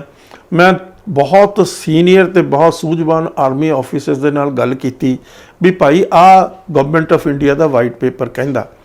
ਤਾਂ ਉਹਨਾਂ ਸਾਰਿਆਂ ਨੇ ਮੈਨੂੰ ਯੂਨੈਨਿਮਸਲੀ ਇਹੀ ਗੱਲ ਦੱਸੀ ਕਿ ਇੱਕ ਜਦੋਂ ਬੰਦਾ ਮਰਦਾ ਫੌਜ ਦੀ ਲੜਾਈ ਦੇ ਵਿੱਚ, ਉਸ ਦੇ ਪਿੱਛੇ 5 ਬੰਦੇ ਇੰਜਰ ਹੁੰਦੇ ਆ। ਜੇ 493 ਬੰਦੇ ਮਾਰੇ ਗਏ ਦਰਬਾਰ ਸਾਹਿਬ ਕੰਪਲੈਕਸ ਦੇ ਵਿੱਚ, ਜਿਸ ਤਰੀਕੇ ਨਾਲ ਹਿੰਦੁਸਤਾਨ ਦੀ ਸਰਕਾਰ ਦਾ ਵਾਈਟ ਪੇਪਰ ਕਹਿ ਰਿਹਾ, ਤਾਂ ਜਿਹੜੇ ਐਕਸਪਰਟ ਆ ਵਾਰਫੇਅਰ ਦੇ ਉਹ ਕਹਿੰਦੇ ਆ ਵੀ 5 ਬੰਦੇ ਮਰਨੇ ਚਾਹੀਦੇ, 5 ਬੰਦੇ ਇੰਜਰ ਹੋਣੇ ਚਾਹੀਦੇ। ਤਾਂ ਜੇ 493 ਨੂੰ 5 ਨਾਲ ਜਰਬ ਦਈਏ, ਉਹਨੇ ਬੰਦੇ ਤਾਂ ਘੱਟ ਤੋਂ ਘੱਟ ਇੰਜਰ ਹੋਣੇ ਚਾਹੀਦੇ ਆ। ਤਾਂ ਸਰਕਾਰ ਨੇ ਜਿਹੜਾ ਆਪਣਾ ਵਾਈਟ ਪੇਪਰ ਇਸ਼ੂ ਕੀਤਾ, ਉਹ ਉਹਨਾਂ ਦੇ ਗੁਨਾਹਾਂ ਦੀ ਵਾਈਟ ਵਾਸ਼ਿੰਗ ਆ। ਉਹਨਾਂ ਨੇ ਜਿੰਨੇ ਉਸ ਉੱਥੇ ਕ੍ਰਾਈਮ ਕੀਤੇ ਆ ਔਰ ਇਸ ਤਰੀਕੇ ਦੀ ਹਿਊਮਨ ਰਾਈਟਸ ਵਾਇਲੇਸ਼ਨ ਕੀਤੀ ਆ, ਉਸ ਦੀ ਵਾਈਟ ਵਾਸ਼ਿੰਗ ਆ, ਉਸ ਦਾ ਝੂਠ ਦਾ ਪਲੰਦਾ ਹੈ। ਹਰ ਪਹਿਲੂ ਤੋਂ, ਹਰ ਨਜ਼ਰੀਏ ਤੋਂ, ਹਰ ਗੱਲ ਤੋਂ ਉਹਨਾਂ ਨੇ ਝੂਠ ਬੋਲਣ ਦੀ ਕੋਸ਼ਿਸ਼ ਕੀਤੀ ਹੈ। ਇਸੇ ਤਰੀਕੇ ਨਾਲ ਜਿਹੜਾ ਸਰਕਾਰੀ ਵਾਈਟ ਪੇਪਰ ਆ, ਉਹਨੇ ਇਹ ਗੱਲ ਕਹੀ ਆ ਵੀ ਇਸ ਤੋਂ ਇਲਾਵਾ ਦਰਬਾਰ ਸਾਹਿਬ ਤੋਂ ਇਲਾਵਾ ਹੋਰ 39 ਗੁਰਦੁਆਰਿਆਂ ਤੇ ਵੀ ਸਰਕਾਰ ਨੇ ਅਟੈਕ ਕੀਤੇ ਔਰ ਜਿਹਦੇ 'ਚ 59 ਬੰਦੇ ਮਾਰੇ ਗਏ ਉਹਨਾਂ ਜਗ੍ਹਾ। ਜਿਸ ਤਰੀਕੇ ਨਾਲ ਦੁੱਖ ਨਿਵਾਰਨ ਸਾਹਿਬ ਪਟਿਆਲੇ ਦੇ ਵਿੱਚ ਹੋਇਆ, ਅਨੰਦਪੁਰ ਸਾਹਿਬ ਦੇ ਵਿੱਚ ਹੋਇਆ, ਕੀਰਤਪੁਰ ਸਾਹਿਬ ਦੇ ਵਿੱਚ ਹੋਇਆ, ਮੁਕਤਸਰ ਸਾਹਿਬ ਦੇ ਵਿੱਚ ਹੋਰ। ਮੇਰੀ ਆਪਣੀ ਜਿਹੜੀ ਇਸ ਸਾਰੀ ਚੀਜ਼ ਨੂੰ ਜਦੋਂ ਮੈਂ ਘੋਖਿਆ ਤਾਂ ਮੈਂ ਕੱਢਿਆ ਵੀ 72 ਗੁਰਦੁਆਰਿਆਂ ਤੇ ਅਟੈਕ ਕੀਤਾ। 72 ਗੁਰਦੁਆਰਿਆਂ ਤੇ ਸਾਈਮਲਟੇਨੀਅਸਲੀ ਅਟੈਕ ਹੋਇਆ। ਔਰ ਮੈਂ ਇਹ ਸਵਾਲ ਇੱਥੇ ਕੀਤਾ ਕਿ ਤੁਸੀਂ ਇਹ ਗੱਲ ਕਹਿੰਦੇ ਹੋ, ਹਿੰਦੁਸਤਾਨ ਦੀ ਸਰਕਾਰ ਇਹ ਗੱਲ ਕਹਿੰਦੀ ਆ, ਪ੍ਰੋਪੇਗੈਂਡਾ ਕਰਦੀ ਆ, ਇਸ ਕਿਸਮ ਦਾ ਮੀਡੀਆ ਬਲਿਟਸ ਕਰਦੇ ਆ ਕਿ ਭਾਈ ਅਸੀਂ ਤਾਂ ਦਰਬਾਰ ਸਾਹਿਬ ਤੇ ਅਟੈਕ ਕੀਤਾ, ਉੱਥੇ ਸੰਤ ਜਰਨੈਲ ਸਿੰਘ ਸੀ, ਹਥਿਆਰਬੰਦ ਸੀ, ਉਹਦੇ ਨਾਲ ਉਹਦੇ ਬੰਦੇ ਸੀਗੇ। ਸਵਾਲ ਪੈਦਾ ਹੁੰਦਾ ਫਿਰ ਜਿਹੜੇ ਤੁਸੀਂ ਦੂਜੇ ਗੁਰਦੁਆਰਿਆਂ ਤੇ ਅਟੈਕ ਕੀਤਾ, ਕੀ ਉੱਥੇ ਵੀ ਸੰਤ ਜਰਨੈਲ ਸਿੰਘ ਬੈਠਾ ਸੀ ਜਾਂ ਉੱਥੇ ਵੀ ਹਥਿਆਰਬੰਦ ਲੋਕ ਬੈਠੇ ਸੀ ਜਾਂ ਉੱਥੇ ਵੀ ਇਸ ਕਿਸਮ ਦੀ ਲੜਾਈ ਹੋਈ? ਉਹ ਸਾਰੀ ਵਨ ਸਾਈਡਡ ਸੀ ਕਿ ਹਰ ਗੁਰਦੁਆਰੇ ਦੇ ਵਿੱਚੋਂ ਜਿਹੜੇ ਅੰਮ੍ਰਿਤਧਾਰੀ ਸਿੱਖ ਆ ਉਹਨਾਂ ਤੇ ਅਤਿਆਚਾਰ ਹੋਣਾ ਚਾਹੀਦਾ, ਕਿਉਂਕਿ ਉਹ ਸਰਕਾਰ ਨੂੰ ਚੁੱਭਦੇ ਸੀ। ਉਹ ਇਸ ਜਿਹੜੀ ਮਾਨਸਿਕਤਾ ਨੇ ਇਸ ਚੀਜ਼ ਤੇ ਅਟੈਕ ਕੀਤਾ, ਉਸ ਮਾਨਸਿਕਤਾ ਨੂੰ ਉਹ ਚੁੱਭਦੇ ਆ। ਇਹੀ ਚੀਜ਼ ਮੈਂ ਤੁਹਾਨੂੰ ਇੱਕ ਹੋਰ ਸਰਕੂਲਰ ਜਾਰੀ ਹੋਇਆ ਉਸ ਵੇਲੇ, ਜਿਹੜਾ ਬਾਤਚੀਤ ਜਿਸ ਦਾ ਹੈਡਿੰਗ ਸੀ, ਉਹ ਸਰਕੂਲਰ ਬਾਤਚੀਤ ਦਾ ਫੌਜੀਆਂ ਨੂੰ ਹੀ ਇਸ਼ੂ ਹੋਇਆ ਔਰ ਦੱਸਿਆ ਗਿਆ ਉਸ ਸਰਕੂਲਰ ਦੇ ਵਿੱਚ ਕਿ ਸਭ ਤੋਂ ਖਤਰਨਾਕ ਸਿੱਖ ਅੰਮ੍ਰਿਤਧਾਰੀ ਸਿੱਖ ਆ ਔਰ ਉਹਨਾਂ ਨੂੰ ਕਦੇ ਵੀ ਮਤਲਬ ਇਸ ਤਰ੍ਹਾਂ ਨਹੀਂ ਸਮਝਣਾ ਚਾਹੀਦਾ ਵੀ ਉਹ ਇਨੋਸੈਂਟ ਆ। ਉਹਨਾਂ ਨੂੰ ਵਿਦ ਸਸਪੀਸ਼ਨ ਦੇਖਣਾ ਚਾਹੀਦਾ ਔਰ ਉਹਨਾਂ ਤੇ ਖਾਸ ਕਿਸਮ ਦੀ ਨਿਗਾਹ ਰੱਖਣੀ ਚਾਹੀਦੀ ਆ। ਬਾਤਚੀਤ ਦੀ ਡਾਇਰੈਕਸ਼ਨ ਦੇ ਨਾਲ ਜਿਹੜਾ ਵੁਡਰੋਜ਼ ਅਟੈਕ ਆ ਦੂਸਰੇ ਬਲੂ ਸਟਾਰ ਤੋਂ ਨਾਲ ਹੀ ਉਹ ਪਿੰਡਾਂ ਦੇ ਵਿੱਚ ਸ਼ੁਰੂ ਹੋ ਗਿਆ। ਪਿੰਡਾਂ ਦੇ ਵਿੱਚ ਲੋਕਾਂ ਨੂੰ ਕੱਢ ਕੇ ਘਰਾਂ ਦੇ ਵਿੱਚੋਂ ਜ਼ਲੀਲ ਕੀਤਾ ਗਿਆ, ਉਹਨਾਂ ਤੇ ਤਸ਼ੱਦਦ ਕੀਤਾ ਗਿਆ, ਉਹਨਾਂ ਨੂੰ ਜੇਲ੍ਹਾਂ 'ਚ ਸਿੱਟਿਆ ਗਿਆ ਔਰ ਉਹਨਾਂ ਵਿੱਚੋਂ ਖਾਸ ਤੌਰ ਤੇ ਅੰਮ੍ਰਿਤਧਾਰੀ ਸਿੱਖਾਂ ਨੂੰ। ਇਹ ਬਾਤਚੀਤ ਦਾ ਜਿਹੜਾ ਸਰਕੂਲਰ ਸੀ, ਇਸ ਨੂੰ ਪੰਜਾਬ ਹਰਿਆਣਾ ਹਾਈ ਕੋਰਟ ਦੇ ਵਿੱਚ ਚੈਲੰਜ ਕੀਤਾ ਗਿਆ। ਉਸ ਤੋਂ ਬਾਅਦ ਉਹਨਾਂ ਨੇ ਗਵਰਨਮੈਂਟ ਆਫ ਇੰਡੀਆ ਨੇ ਇਸ ਨੂੰ ਵਿਡਰਾ ਕਰ ਲਿਆ ਬਾਤਚੀਤ ਵਾਲੇ ਸਰਕੂਲਰ ਨੂੰ, ਜਿਸ ਦੇ ਵਿੱਚ ਇਹ ਖਾਸ ਤੌਰ ਤੇ ਕਿਹਾ ਗਿਆ ਸੀ ਕਿ ਜਿਹੜੇ ਅੰਮ੍ਰਿਤਧਾਰੀ ਸਿੱਖ ਆ ਉਹ ਸਭ ਤੋਂ ਜ਼ਿਆਦਾ ਖਤਰਨਾਕ ਆ। ਤੋ ਲੇਕਿਨ ਪੋਇਜ਼ਨ ਆਲਰੇਡੀ ਫੈਲ ਚੁੱਕਿਆ ਸੀ। ਵਿਡਰਾ ਕਰਨ ਦੇ ਨਾਲ ਜਿਹੜੀ ਆਲਰੇਡੀ ਫੌਜੀਆਂ ਦੀ ਮਾਨਸਿਕਤਾ ਦੇ ਵਿੱਚ ਸਿੱਖਾਂ ਬਾਰੇ, ਖਾਸ ਤੌਰ ਤੇ ਅੰਮ੍ਰਿਤਧਾਰੀ ਸਿੱਖਾਂ ਬਾਰੇ ਜਿਹੜੀ ਜਿਸ ਕਿਸਮ ਦੀ ਪੋਇਜ਼ਨ ਸੀ ਉਹ ਤਾਂ ਫੈਲ ਚੁੱਕੀ ਸੀ। ਜੇ ਉਹਨੂੰ ਵਿਡਰਾ ਕਰ ਲਿਆ ਉਹਦਾ ਕੋਈ ਬਹੁਤਾ ਲੰਬਾ ਅਸਰ ਨਹੀਂ ਹੋਇਆ। ਦਰਬਾਰ ਸਾਹਿਬ ਦੇ ਉੱਤੇ ਜਦੋਂ ਇਹ ਸਾਰਾ ਘਿਨਾਉਣਾ ਘਟਨਾਕ੍ਰਮ ਚੱਲ ਰਿਹਾ ਸੀ, ਉਸ ਵੇਲੇ ਪਿੰਡਾਂ ਦੇ ਵਿੱਚੋਂ ਉੱਠ ਕੇ ਲੋਕ ਆਏ ਕਿ ਅਸੀਂ ਜਾਈਏ ਡਿਫੈਂਡ ਕਰੀਏ, ਔਰ ਨਿਹੱਥੇ ਲੋਕਾਂ ਨੂੰ ਰਸਤਿਆਂ ਦੇ ਵਿੱਚ ਪਿੰਡਾਂ 'ਚੋਂ ਆਉਂਦੇ ਇਕੱਠਾਂ ਦੇ ਉੱਤੋਂ ਸਟ੍ਰੈਫਿੰਗ ਕੀਤੀ ਗਈ ਹੈਲੀਕਾਪਟਰਾਂ ਦੇ ਰਾਹੀਂ। ਬਹੁਤ ਬੁਰੀ ਤਰ੍ਹਾਂ, ਬਹੁਤ ਦੁਰਦਿਸ਼ਾ ਦੇ ਨਾਲ, ਬਹੁਤ ਬੇਰਹਿਮੀ ਦੇ ਨਾਲ ਸੈਂਕੜੇ ਹਜ਼ਾਰਾਂ ਜਿਹੜੇ ਲੋਕ ਸੀ ਉਹ ਮਾਰ ਕੇ ਸੁੱਟ ਦਿੱਤੇ, ਜਿਨ੍ਹਾਂ ਦੀ ਕੋਈ ਗਿਣਤੀ ਨਹੀਂ। ਮੈਂ ਇਸ ਦੇ ਵਿੱਚ ਸਾਰੀਆਂ ਡਿਟੇਲ ਦਿੱਤੀਆਂ ਵੀ ਆ, ਕਿਹੜੇ ਪਿੰਡਾਂ ਤੋਂ, ਕਿਹੜੇ ਰਸਤਿਆਂ ਤੋਂ, ਮਤਲਬ ਉਹ ਜੱਥਾ ਬਣਾ ਕੇ ਵਿਚਾਰੇ ਜਿਹੜੇ ਸੀ ਸਿੱਖ ਜਾ ਰਹੇ ਸੀਗੇ ਵੀ ਅਸੀਂ ਉਸ ਸਾਡਾ ਜਿਹੜਾ ਧਾਰਮਿਕ ਸਥਾਨ ਆ, ਧਾਰਮਿਕ ਸਾਡੀ ਜਿਹੜੀ ਰੂਹ ਹੈ, ਧਾਰਮਿਕ ਜਿਹੜੀ ਸਾਡੀ ਪਵਿੱਤਰਤਾ ਹੈ, ਉਸ ਭੰਗ ਹੋ ਰਹੀ ਹੈ ਤੇ ਅਸੀਂ ਜਾ ਕੇ ਉਸ ਨੂੰ ਡਿਫੈਂਡ ਕਰਨਾ। ਤੋ ਉਸ ਜਗ੍ਹਾ ਉਹਨਾਂ ਨੂੰ ਹੈਲੀਕਾਪਟਰਾਂ ਦੇ ਰਾਹੀਂ ਉਹਨਾਂ ਦੇ ਉੱਤੇ ਬੰਬ ਬਰਸਾਏ ਗਏ, ਗੋਲੀਆਂ ਬਰਸਾਈਆਂ ਗਈਆਂ ਔਰ ਮਾਰੇ ਗਏ ਤੇ ਉਸ ਦੀ ਕੋਈ ਗਿਣਤੀ ਨਹੀਂ ਕੀਤੀ ਗਈ। ਜਗ੍ਹਾ ਮੈਂ ਇਸ ਦੇ ਬਹੁਤ ਜ਼ਿਆਦਾ ਰੈਫਰੈਂਸਿਸ ਦਿੱਤੇ ਆ ਆਪਣੀ ਕਿਤਾਬ ਦੇ ਵਿੱਚ, ਜਿਹੜੇ ਪੜ੍ਹ ਕੇ ਦੇਖੇ ਜਾ ਸਕਦੇ ਆ। ਹੁਣ ਇੱਥੇ ਇੱਕ ਹੋਰ ਗੱਲ ਬੜੀ ਇੰਪੋਰਟੈਂਟ ਆ ਜਿਹੜੀ ਕਿ ਸਾਨੂੰ ਸਮਝ ਲੈਣੀ ਚਾਹੀਦੀ ਹੈ। ਇਸ ਘਿਨਾਉਣੇ ਘਟਨਾਕ੍ਰਮ ਦੇ ਵਿੱਚ ਇੰਡੀਅਨ ਸਟੇਟ ਤੇ ਇੰਡੀਅਨ ਮੈਜੋਰਟੀ ਕਮਿਊਨਿਟੀ ਤਾਂ ਇਨਵੋਲਵਡ ਹੀ ਸੀਗੀ। ਉਸ ਦੇ ਵਿੱਚ ਇਹ ਗੱਲ ਕਹਿ ਦੇਣੀ ਕਿ ਜੀ ਇਹ ਤਾਂ ਕਾਂਗਰਸ ਦਾ, ਮੈਂ ਕਹਿੰਦਾ LK ਅਡਵਾਨੀ ਦੀ ਕਿਤਾਬ ਤੁਸੀਂ ਪੜ੍ਹੋ, ਮਾਈ ਕੰਟਰੀ ਮਾਈ ਪੀਪਲ, ਉਸ ਦੇ ਵਿੱਚੋਂ ਸਿੱਧੇ ਤੌਰ ਦੇ ਉੱਤੇ ਕਹਿ ਰਿਹਾ ਬਿਲਕੁਲ ਸਪਸ਼ਟ ਲਫ਼ਜ਼ਾਂ ਦੇ ਵਿੱਚ ਵੀ ਮੈਂ ਇੰਦਰਾ ਗਾਂਧੀ ਨੂੰ ਮਜਬੂਰ ਕੀਤਾ ਕਿ ਜਲਦੀ ਤੋਂ ਜਲਦੀ ਉਹ ਗੋਲਡਨ ਟੈਂਪਲ ਲਫ਼ਜ਼ ਯੂਜ਼ ਕਰ ਰਿਹਾ, ਉਸ ਦੇ ਉੱਤੇ ਅਟੈਕ ਕਰੇ। ਇਹ ਗੱਲ LK ਅਡਵਾਨੀ ਜਿਹੜਾ ਕਿ ਬੜਾ ਵੱਡਾ ਲੀਡਰ ਆ BJP ਦਾ, ਉਸ ਨੇ ਆਪਣੀ ਕਿਤਾਬ ਆਟੋਬਾਇਓਗ੍ਰਾਫੀ 'ਚ ਲਿਖਤੀ ਰੂਪ ਦੇ ਵਿੱਚ ਹੈ ਔਰ ਦੁਨੀਆ ਦੇ ਸਾਹਮਣੇ ਉਹ ਸਾਕਸ਼ਾਤ ਹੈ। ਵਾਜਪਾਈ ਨੇ ਇੰਦਰਾ ਗਾਂਧੀ ਨੂੰ ਕਿਹਾ ਵੀ ਉਹ ਤਾਂ ਦੁਰਗਾ ਹੈ। ਇਸੇ ਤਰੀਕੇ ਨਾਲ ਜਿਸ ਵਕਤ ਦਰਬਾਰ ਸਾਹਿਬ ਦੇ ਬਾਹਰ ਖਬਰ ਆਈ ਵੀ ਸੰਤ ਜਰਨੈਲ ਸਿੰਘ ਮਾਰਿਆ ਗਿਆ ਹੈ ਔਰ ਉਸ ਦੇ ਸਾਥੀ ਮਾਰ ਦਿੱਤੇ ਗਏ ਹਨ, ਜਿਹੜੀ ਇਹ ਫੌਜ ਨੇ ਕੈਪਚਰ ਕਰ ਲਿਆ, ਤਾਂ ਉੱਥੇ ਅੰਮ੍ਰਿਤਸਰ 'ਚ ਹੋਰ ਸ਼ਹਿਰਾਂ ਦੇ ਵਿੱਚ BJP ਵਾਲਿਆਂ ਨੇ ਬੜੇ ਮਤਲਬ ਖੁਸ਼ੀਆਂ ਜ਼ਾਹਰ ਕਰਕੇ ਲੱਡੂ ਵੰਡੇ ਔਰ BSF CRPF ਔਰ ਜਿਹੜੇ ਫੌਜੀ ਸੀ ਉਹਨਾਂ ਨੂੰ ਬੜੀਆਂ ਮਤਲਬ ਉਹਨਾਂ ਨੇ ਸ਼ਰਧਾਂਜਲੀਆਂ ਪੇਸ਼ ਕੀਤੀਆਂ, ਲੱਡੂ ਦਿੱਤੇ ਉਹਨਾਂ ਨੂੰ ਵੀ ਬਹੁਤ ਵਧੀਆ ਤੁਸੀਂ ਕਾਰਵਾਈ ਕੀਤੀ ਹੈ ਔਰ ਇਸ ਕਾਰਵਾਈ ਲਈ ਅਸੀਂ ਤੁਹਾਨੂੰ ਵਧਾਈ ਦਿੰਦੇ ਹਾਂ, ਅਸੀਂ ਤੁਹਾਨੂੰ ਲੱਡੂ ਦਿੰਦੇ। ਤੋ ਸਿੱਖਾਂ ਦੀਆਂ ਲਾਸ਼ਾਂ ਦਰਬਾਰ ਸਾਹਿਬ ਦੇ ਵਿੱਚੋਂ ਟਰੱਕਾਂ ਦੇ ਉੱਤੇ ਗਈਆਂ। ਜੂਨ ਦਾ ਮਹੀਨਾ ਸੀ, ਅੱਤ ਦੀ ਗਰਮੀ ਤੁਹਾਨੂੰ ਪਤਾ ਹੁੰਦੀ ਆ। ਫਿਰ ਜਿਸ ਜਗ੍ਹਾ ਇੰਨਾ ਗੋਲੀ ਬਾਰੂਦ ਚੱਲਿਆ ਉਸ ਦੇ ਨਾਲ ਵੀ ਬਹੁਤ ਜ਼ਿਆਦਾ ਹੀਟ ਪੈਦਾ ਹੋ ਗਈ। ਤਾਂ ਉਸ ਦੇ ਵਿੱਚੋਂ ਕਈ ਕਿਸਮ ਦੇ ਜਰਨਲਿਸਟਾਂ ਨੇ ਅੱਖੀਂ ਦੇਖੇ ਹਾਲ ਲਿਖੇ ਆ, ਜਿਹੜੇ ਮੈਂ ਇਹਨਾਂ ਕਿਤਾਬਾਂ ਦੇ ਵਿੱਚ ਕੋਟ ਕੀਤੇ ਹੋਏ ਆ, ਜਿਨ੍ਹਾਂ ਵਿੱਚ ਉਹਨਾਂ ਨੇ ਕਿਹਾ ਵੀ ਟਰੱਕਾਂ ਦੇ ਉੱਤੇ, ਜਿਹੜੇ ਟਰੱਕਾਂ ਦੇ ਨਾਲ ਉਸ ਸ਼ਹਿਰ ਦੇ ਵਿੱਚੋਂ ਕੂੜੇ ਢੋਏ ਜਾਂਦੇ ਸੀਗੇ, ਉਹਨਾਂ ਟਰੱਕਾਂ ਨੂੰ ਲਿਆਂਦਾ ਗਿਆ ਮਿਊਨਿਸਪਲ ਕਮੇਟੀ ਦਿਆਂ ਨੂੰ, ਔਰ ਉਸ ਦੇ ਵਿੱਚ ਜਿਹਨਾਂ ਲੋਕਾਂ ਨੇ ਉਹ ਲਾਸ਼ਾਂ ਚੱਕੀਆਂ ਉਹਨਾਂ ਨੂੰ ਸ਼ਰਾਬਾਂ ਪਿਲਾਈਆਂ ਗਈਆਂ, ਕਿਉਂਕਿ ਇੰਨੀ ਦੇਰ ਗਰਮੀ ਦੇ ਵਿੱਚ ਕਿਸੇ ਦੀ ਲਾਸ਼ ਰਹੇਗੀ ਤਾਂ ਉਸ ਦੇ ਵਿੱਚੋਂ ਸਮੈਲ ਤਾਂ ਜ਼ਰੂਰੀ ਆਏਗੀ। ਤਾਂ ਉਹਨਾਂ ਲਾਸ਼ਾਂ ਨੂੰ ਲਿਜਾ ਕੇ ਕ੍ਰਿਮੇਸ਼ਨ ਗਰਾਊਂਡ ਦੇ ਵਿੱਚ ਇਕੱਠੀਆਂ ਰੱਖ ਕੇ ਢੇਰਾਂ ਦੇ ਢੇਰ ਲਾ ਕੇ ਕੈਰੋਸੀਨ ਦੇ ਨਾਲ, ਡੀਜ਼ਲ ਦੇ ਨਾਲ, ਪੈਟਰੋਲ ਦੇ ਨਾਲ ਉਹਨਾਂ ਨੂੰ ਪਾ ਕੇ ਸਾੜਿਆ ਗਿਆ। ਇਹ ਗੱਲਾਂ ਰਿਕਾਰਡਡ ਆ, ਮੈਂ ਆਪ ਨਹੀਂ ਕਹਿ ਰਿਹਾ। ਹਿੰਦੂ ਜਰਨਲਿਸਟਾਂ ਨੇ ਜਿਹੜੇ ਉਸ ਵੇਲੇ ਆਲੇ ਦੁਆਲੇ ਲੁਕੇ ਛਿਪੇ ਹੋਏ ਸੀ, ਜਿਹੜੇ ਰਿਪੋਰਟ ਕਰ ਰਹੇ ਸੀ, ਜਿਨ੍ਹਾਂ ਨੇ ਆਪਣੀਆਂ ਇਸ ਕਿਸਮ ਦੀਆਂ ਰਿਪੋਰਟਾਂ ਦਿੱਤੀਆਂ, ਉਹਨਾਂ ਨੂੰ ਕੋਟ ਕਰਕੇ ਮੈਂ ਸਾਰੀ ਗੱਲ ਕਹਿ ਰਿਹਾ। ਅੱਜ ਤੱਕ ਇਹ ਤਾਂ ਮੈਂ ਤੁਹਾਨੂੰ ਦੱਸਿਆ ਨਾ ਗਵਰਨਮੈਂਟ ਆਫ ਇੰਡੀਆ ਦੇ ਅਸੈਸਮੈਂਟ ਜਿਹੜੀ ਮੈਂ ਤੁਹਾਨੂੰ ਦੱਸੀ ਆ, ਪਰ ਹਜ਼ਾਰਾਂ ਦੀ ਤਾਦਾਦ ਦੇ ਵਿੱਚ ਬੇਗੁਨਾਹ ਸਿੱਖ ਦਰਬਾਰ ਸਾਹਿਬ 'ਚ ਮਾਰੇ ਗਏ, ਹਜ਼ਾਰਾਂ ਦੀ ਤਾਦਾਦ ਦੇ ਵਿੱਚ ਬੇਗੁਨਾਹ ਜਿਹੜੇ ਸਿੱਖ ਸੀ ਉਹ ਬਾਹਰ ਵੀ ਮਾਰੇ ਗਏ, ਜਿਸ ਤਰ੍ਹਾਂ ਮੈਂ ਤੁਹਾਨੂੰ ਐਕਸਪਲੇਨ ਕੀਤਾ। ਤੋ ਇਹ ਸਾਰੀ ਪ੍ਰਕਿਰਿਆ ਇਤਨੀ ਘਿਨਾਉਣੀ ਆ, ਇਤਨੀ ਮਤਲਬ ਨਿੰਦਨੀ ਆ, ਜਿਸ ਨੂੰ ਤੁਸੀਂ ਲਫ਼ਜ਼ਾਂ ਦੇ ਵਿੱਚ ਐਕਸਪ੍ਰੈਸ ਨਹੀਂ ਕਰ ਸਕਦੇ। ਇੱਥੇ ਹੀ ਨਹੀਂ ਗੱਲ ਖਤਮ ਹੁੰਦੀ। ਇਹ ਸਿੱਖਾਂ ਦੇ ਜਿਹੜੇ ਖਿਲਾਫ, ਸਿੱਖਾਂ ਦੇ ਜਿਹੜੇ ਦੋਖੀ ਆ, ਉਹ ਇੱਥੇ ਹੀ ਨਹੀਂ, ਇਸ ਮੁਲਕ ਦੇ ਵਿੱਚ ਦੂਸਰੇ ਮੁਲਕਾਂ ਵਿੱਚੋਂ ਮਾਰਗਰੇਟ ਥੈਚਰ ਜਿਹੜੀ ਉਸ ਵੇਲੇ ਟੋਰੀ ਪਾਰਟੀ ਦੀ ਪ੍ਰਾਈਮ ਮਿਨਿਸਟਰ ਸੀ ਇੰਗਲੈਂਡ ਦੀ, ਉਹਨੇ ਸਿੱਧੇ ਤੌਰ ਤੇ ਇਨਵੋਲਵਮੈਂਟ ਕੀਤੀ। ਔਰ ਉਸ ਦਰਬਾਰ ਸਾਹਿਬ ਦੇ ਵਿੱਚੋਂ ਜਦੋਂ ਘਟਨਾਕ੍ਰਮ ਹੋ ਰਿਹਾ ਸੀ ਉਸ ਵੇਲੇ ਵੀ ਉਸਨੇ ਹੈਲੀਕਾਪਟਰ ਭੇਜੇ। ਉਸ ਤੋਂ ਪਹਿਲਾਂ ਇੰਟੈਲੀਜੈਂਸ ਏਜੰਸੀਆਂ ਭੇਜੀਆਂ, ਰੈਕੀ ਕਰਵਾਈ ਗਈ ਦਰਬਾਰ ਸਾਹਿਬ ਦੀ, ਔਰ ਰੈਕੀ ਕਰਵਾਉਣ ਤੋਂ ਬਾਅਦ ਉੱਥੋਂ ਦੇਖਿਆ ਗਿਆ ਵੀ ਕਿਸ ਤਰੀਕੇ ਨਾਲ ਵੱਧ ਤੋਂ ਵੱਧ ਨੁਕਸਾਨ ਪਹੁੰਚਾਉਣ ਦੇ ਲਈ ਕਿਹੜੇ ਟੈਕਨੀਕਸ ਤੁਸੀਂ ਵਰਤਣੀਆਂ, ਕਿਹੜੀਆਂ ਪੋਜੀਸ਼ਨਾਂ ਤੁਸੀਂ ਲੈਣੀਆਂ, ਕਿਸ ਪਾਸੇ ਤੁਸੀਂ ਮੂਵ ਕਰਨਾ, ਇਹ ਸਾਰੀਆਂ ਇੰਟੈਲੀਜੈਂਸ ਇਨਪੁਟ ਦਿੱਤੀ ਗਈ ਇੰਡੀਅਨ ਸਟੇਟ ਨੂੰ। ਔਰ ਦੇਖੋ KGB ਜਿਹੜੀ ਸੋਵੀਅਤ ਯੂਨੀਅਨ ਦੀ ਬਹੁਤ ਬੜੀ ਤਾਕਤਵਰ ਇੰਟੈਲੀਜੈਂਸ ਏਜੰਸੀ ਸੀ, ਉਸ ਨੂੰ ਉਹ ਵੀ ਇਨਵੋਲਵ ਹੋਈ ਸਿੱਖਾਂ ਦੇ ਖਿਲਾਫ। ਤੋ ਮੈਨੂੰ ਇਹ ਗੱਲ ਦੀ ਹੈਰਾਨੀ ਆ ਔਰ ਇਹ ਗੱਲ ਬੜੀ ਇਸ ਕਿਸਮ ਦੀ ਚਿੰਤਾ ਵਾਲੀ ਆ ਵੀ ਉਹਨਾਂ ਨੂੰ ਕੀ ਤਕਲੀਫ ਸੀ ਇਸ ਕਿਸਮ ਦੀ ਕਿ ਸਾਡੇ ਸਿੱਖਾਂ ਦੇ ਖਿਲਾਫ, ਸਿੱਖਾਂ ਦੇ ਐਡੇ ਪਵਿੱਤਰ ਧਾਰਮਿਕ ਸਥਾਨ ਦੇ ਉੱਤੇ ਤੁਸੀਂ ਇਸ ਕਿਸਮ ਦੀ ਕਾਰਵਾਈ ਦੇ ਵਿੱਚ ਸ਼ਮੂਲੀਅਤ ਤੁਹਾਡੀ ਹੋਵੇ। ਉਹਨਾਂ ਦੇ ਮਤਲਬ ਉਹਨਾਂ ਦੀ ਜ਼ਹਿਨੀਅਤ। ਔਰ ਅੱਜ ਵੀ ਇੰਗਲੈਂਡ ਦੇ ਵਿੱਚ ਬਹੁਤ ਜ਼ੋਰ ਪਾਇਆ ਜਾ ਰਿਹਾ ਵੀ ਉਸ ਵੇਲੇ ਦੇ ਜਿਹੜੇ ਸੀਕ੍ਰੇਟ ਡਾਕੂਮੈਂਟਸ ਆ ਉਹਨਾਂ ਨੂੰ ਡੀਕੋਡ ਕੀਤਾ ਜਾਵੇ।